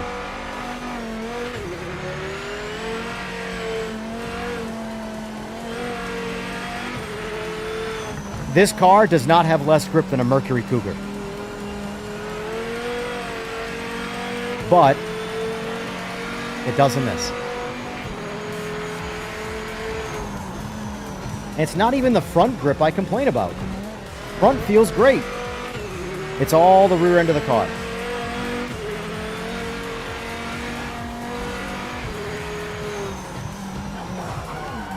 Oh look, we're losing the rear end. I gotta get out of this thing before I get rage quit. Whew. Anyway, people like these cars. That's fine. Keep driving them. I'm good. All right, what else is there? I haven't spent any time in the GTEs lately either. Let's see.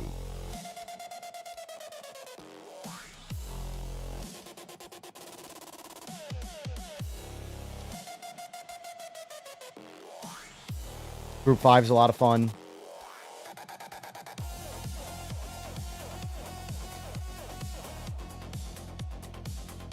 Do the same thing, but in a group 5.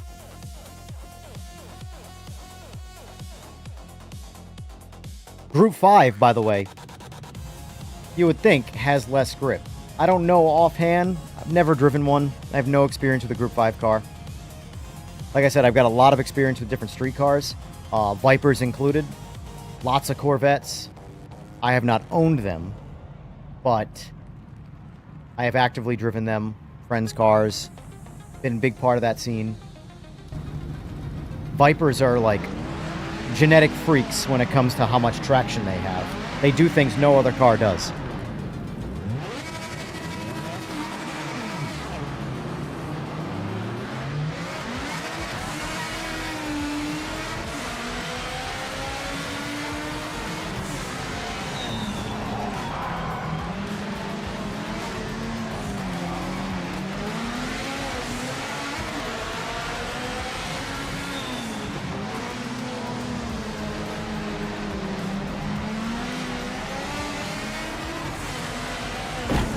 Oops.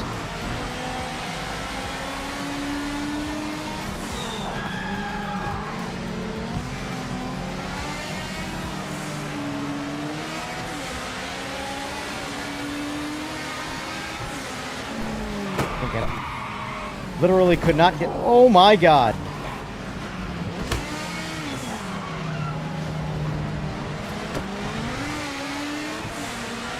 It's really hard to not get pulled into the grass once you're stuck in it. Because I'll be turning away from the grass, and it's pulling you in still.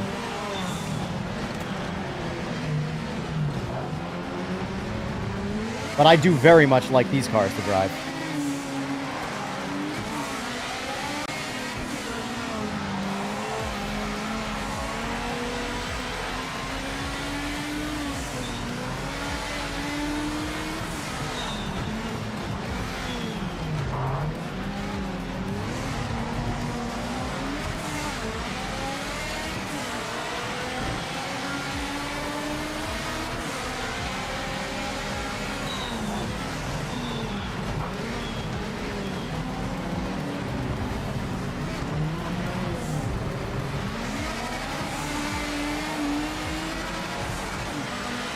Why do I get a slowdown? I don't even get a warning.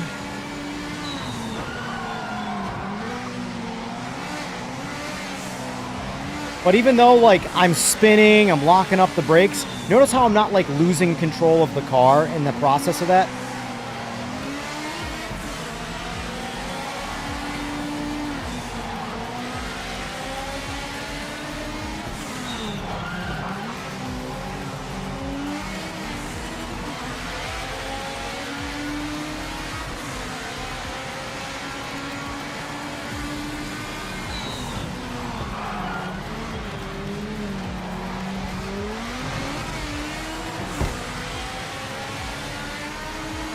Nope, you can eat my ass.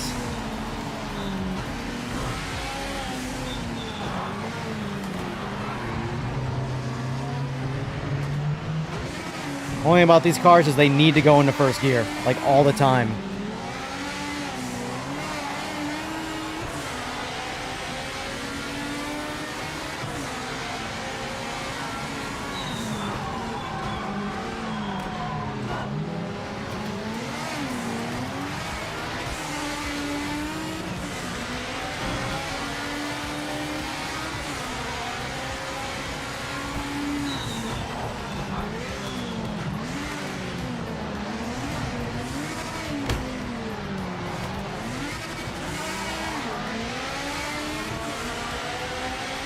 The AI is very sloppy in the cars that are harder to drive. Very sloppy.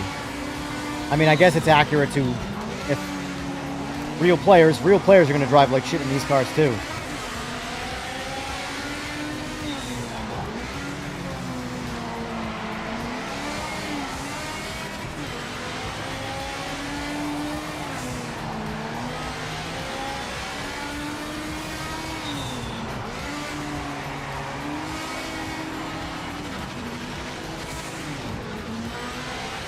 weird.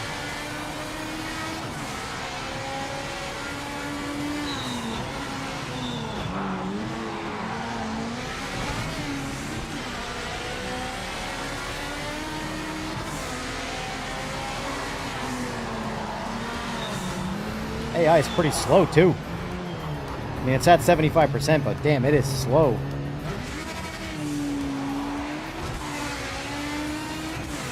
Not giving it back.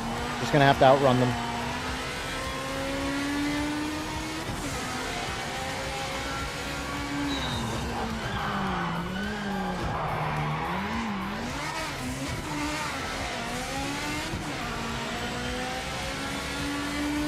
Oh yeah, Group 5s they're awesome. They're absolutely awesome. They sound great, they drive great.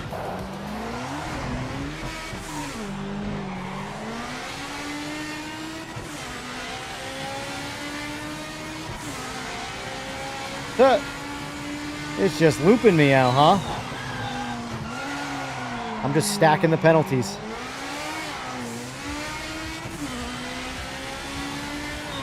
For every second I pull away, I get another penalty. Screw it.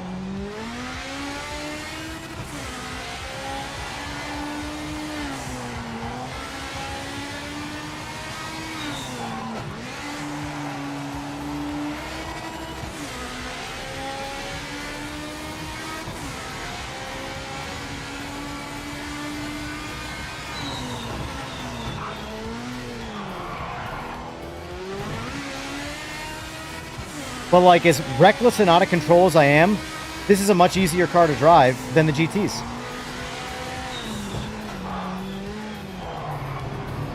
Because it even though it's constantly losing grip, it regrips. It doesn't just, the rear end doesn't just come out and stay out.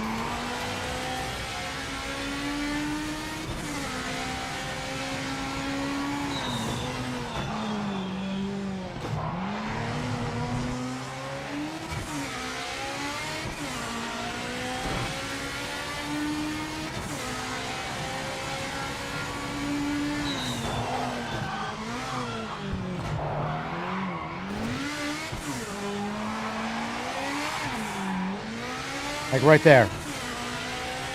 Too much throttle, the rear came out, I choked up on the throttle, it regripped, and I corrected. That's what a real car does.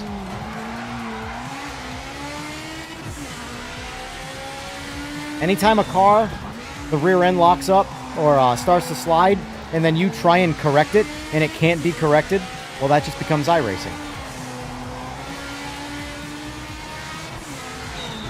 GT cars in this game, while not as bad as iRacing, exhibit a lot of the iRacing tire mechanic. Or model, whatever you want to call it. Some people love it. So like I said, I would always do what the majority wants for your game.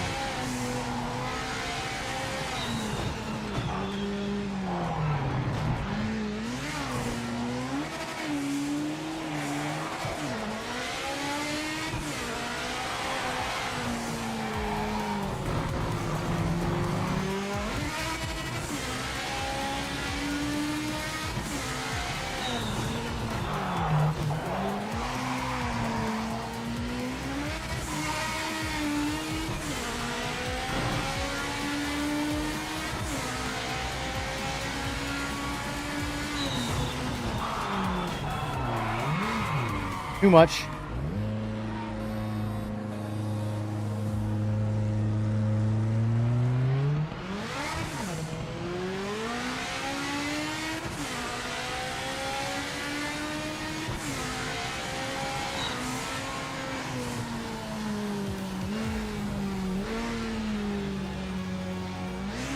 All right, that's Group 5. Group 5 is reckless but fun.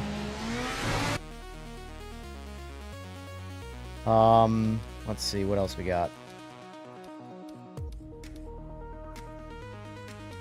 Let's try I have not spent any real time with these cars. Let's try this out on Daytona.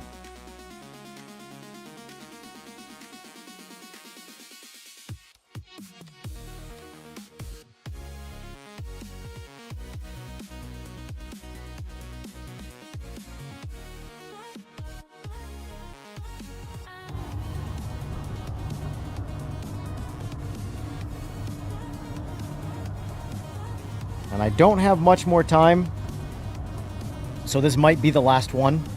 But I will say this. We'll be back on again tonight, 11 o'clock Eastern Standard Time, PM, to play Project Motor Racing. And we'll be doing some EJR lobbies.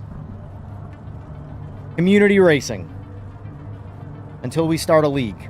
And then at some point when we start a league, well, then we'll go from there. Alright, so this is default car. I have no idea what this is going to feel like. I haven't driven these cars since, like, the day the game came out. That looks good, though. Does that not look really good?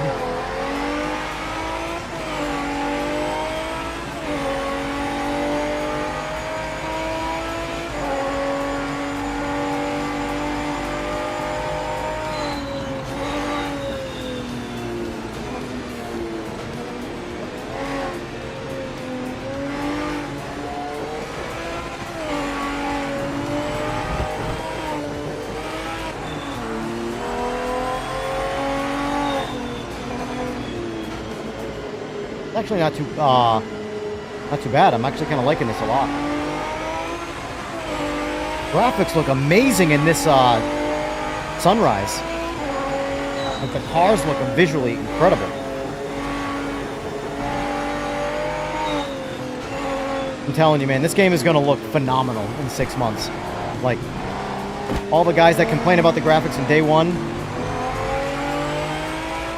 Yep.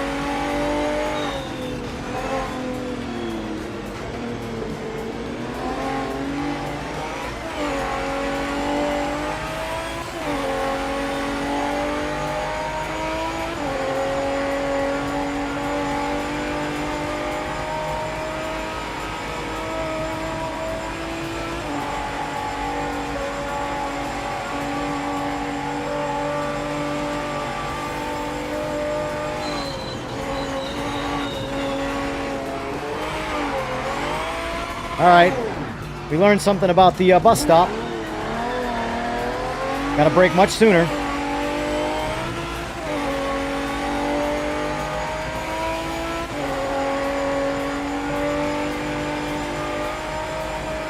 I think it's a lot more than playable, Solar. It still has its share of problems, of course.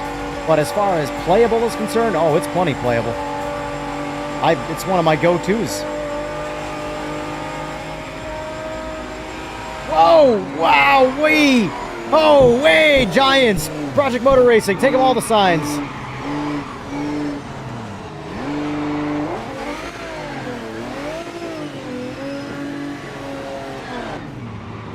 All right, we're back. Dead last, but we're back. That guy was not moving at all. I can't get out of the grass. Take out the cones. Cones are beating me. These cars are hard to drive, but they're fun. They make... Well, that cone was floating. Possessed cone. These cars at least make sense to me. And not in terms of, like, why they're hard to drive. And what they're doing makes sense. Like, when I crash, I know what's coming.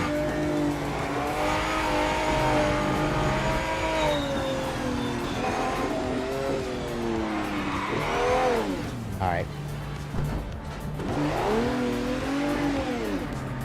Pushing too hard now.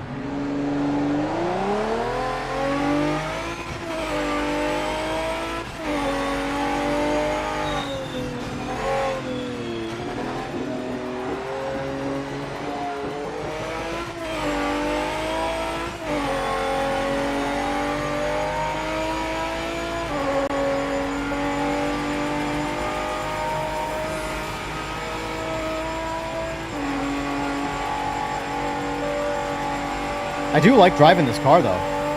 Definitely, it's a sloppy feeling car. You have to learn this.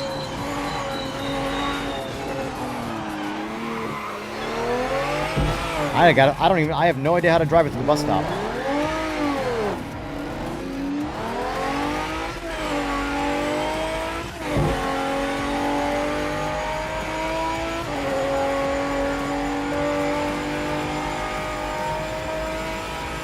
Yeah, the devs listening is a very important thing. Very important part. Try to not give in to the, like, negativity that surrounds this game. It really is Honestly, it's exhausting at this point. Like, people are so quick to bitch about something.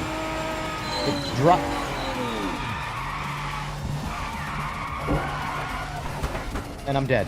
Just like that, I'm dead. I have no idea how to drive this car.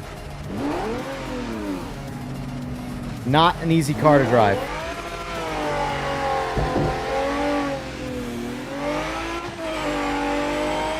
It's weird. It has a ton of underload grip.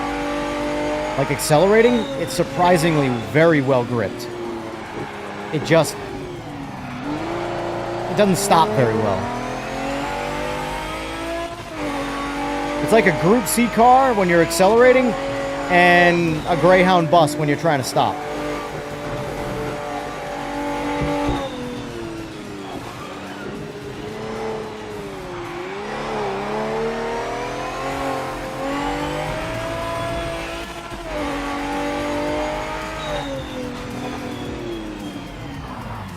It doesn't even lock the brakes up. It just... That's interesting. Watch this. Not that.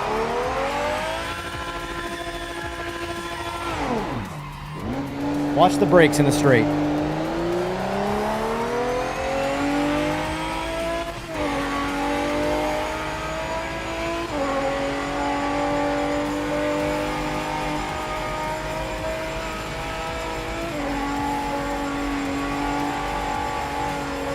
All right, watch what I do when I stuff the brakes.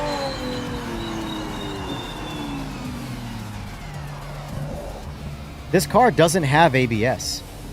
It's just got really shitty brakes. It can't lock the tires up.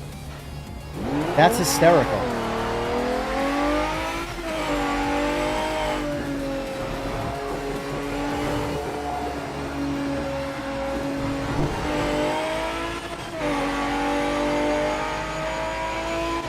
It's whatever default is. Let's check.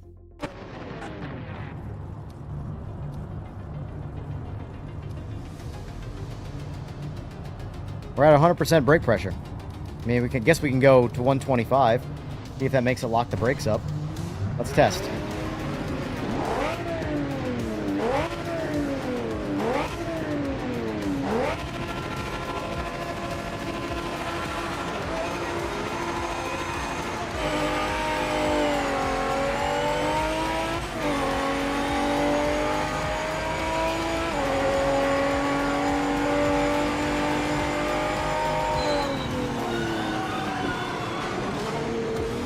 Tires are cold, so let's get the tires warm and see if we can actually lock them up again.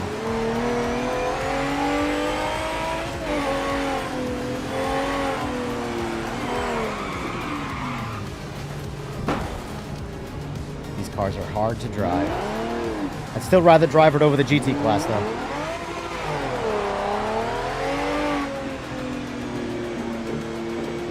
They don't have ABS, Toho, so...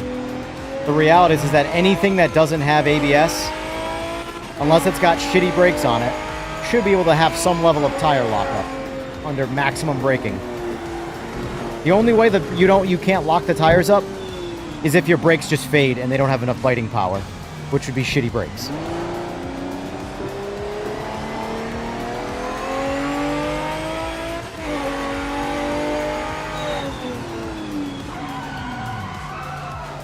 With 125, it helps a little bit. But that was max braking right there. That was my foot to the floor. Let's do it again right here. We're just going to put our foot to the floor and see how the brakes lock up. Or the tires lock up. If they do. So I'm literally just going to crank on the brake as hard as I can.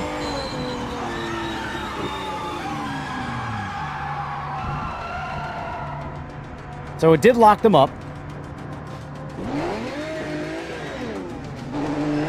Before it completely fades right through it. So it seems like the pressure, the extra pressure, helped. But it still doesn't seem like it really stops better. Let's see how it handles this, the entry over here. This entry is very problematic for a lot of cars, so...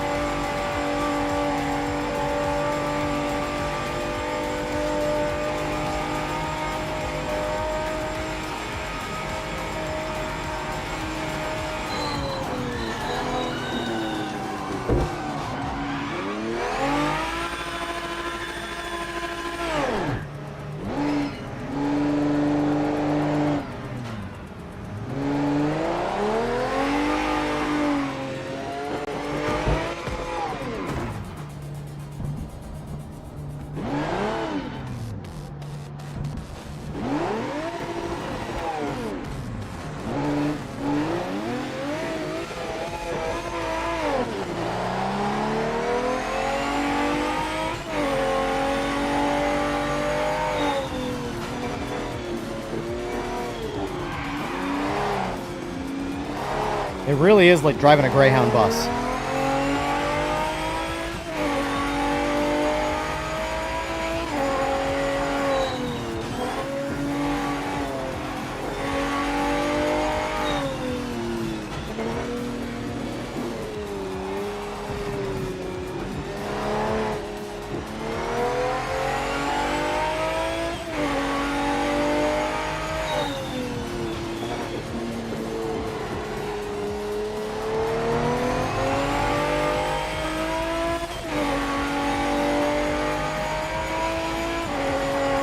Let's see if I can make it through the bus stop with effort and not crashing.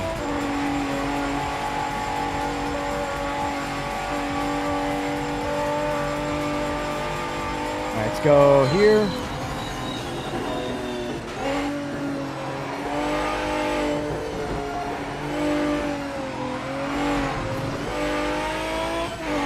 It's crazy how slow that was, yet how hard it was to do.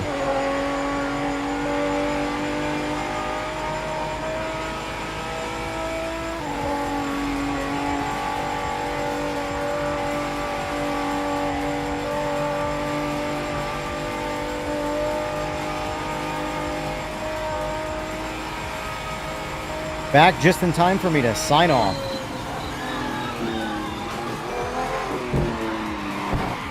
I can't drive this car. It's hard. Yeah, so I haven't driven that car since launch, and it drives the same, honestly. Very, very difficult car to drive.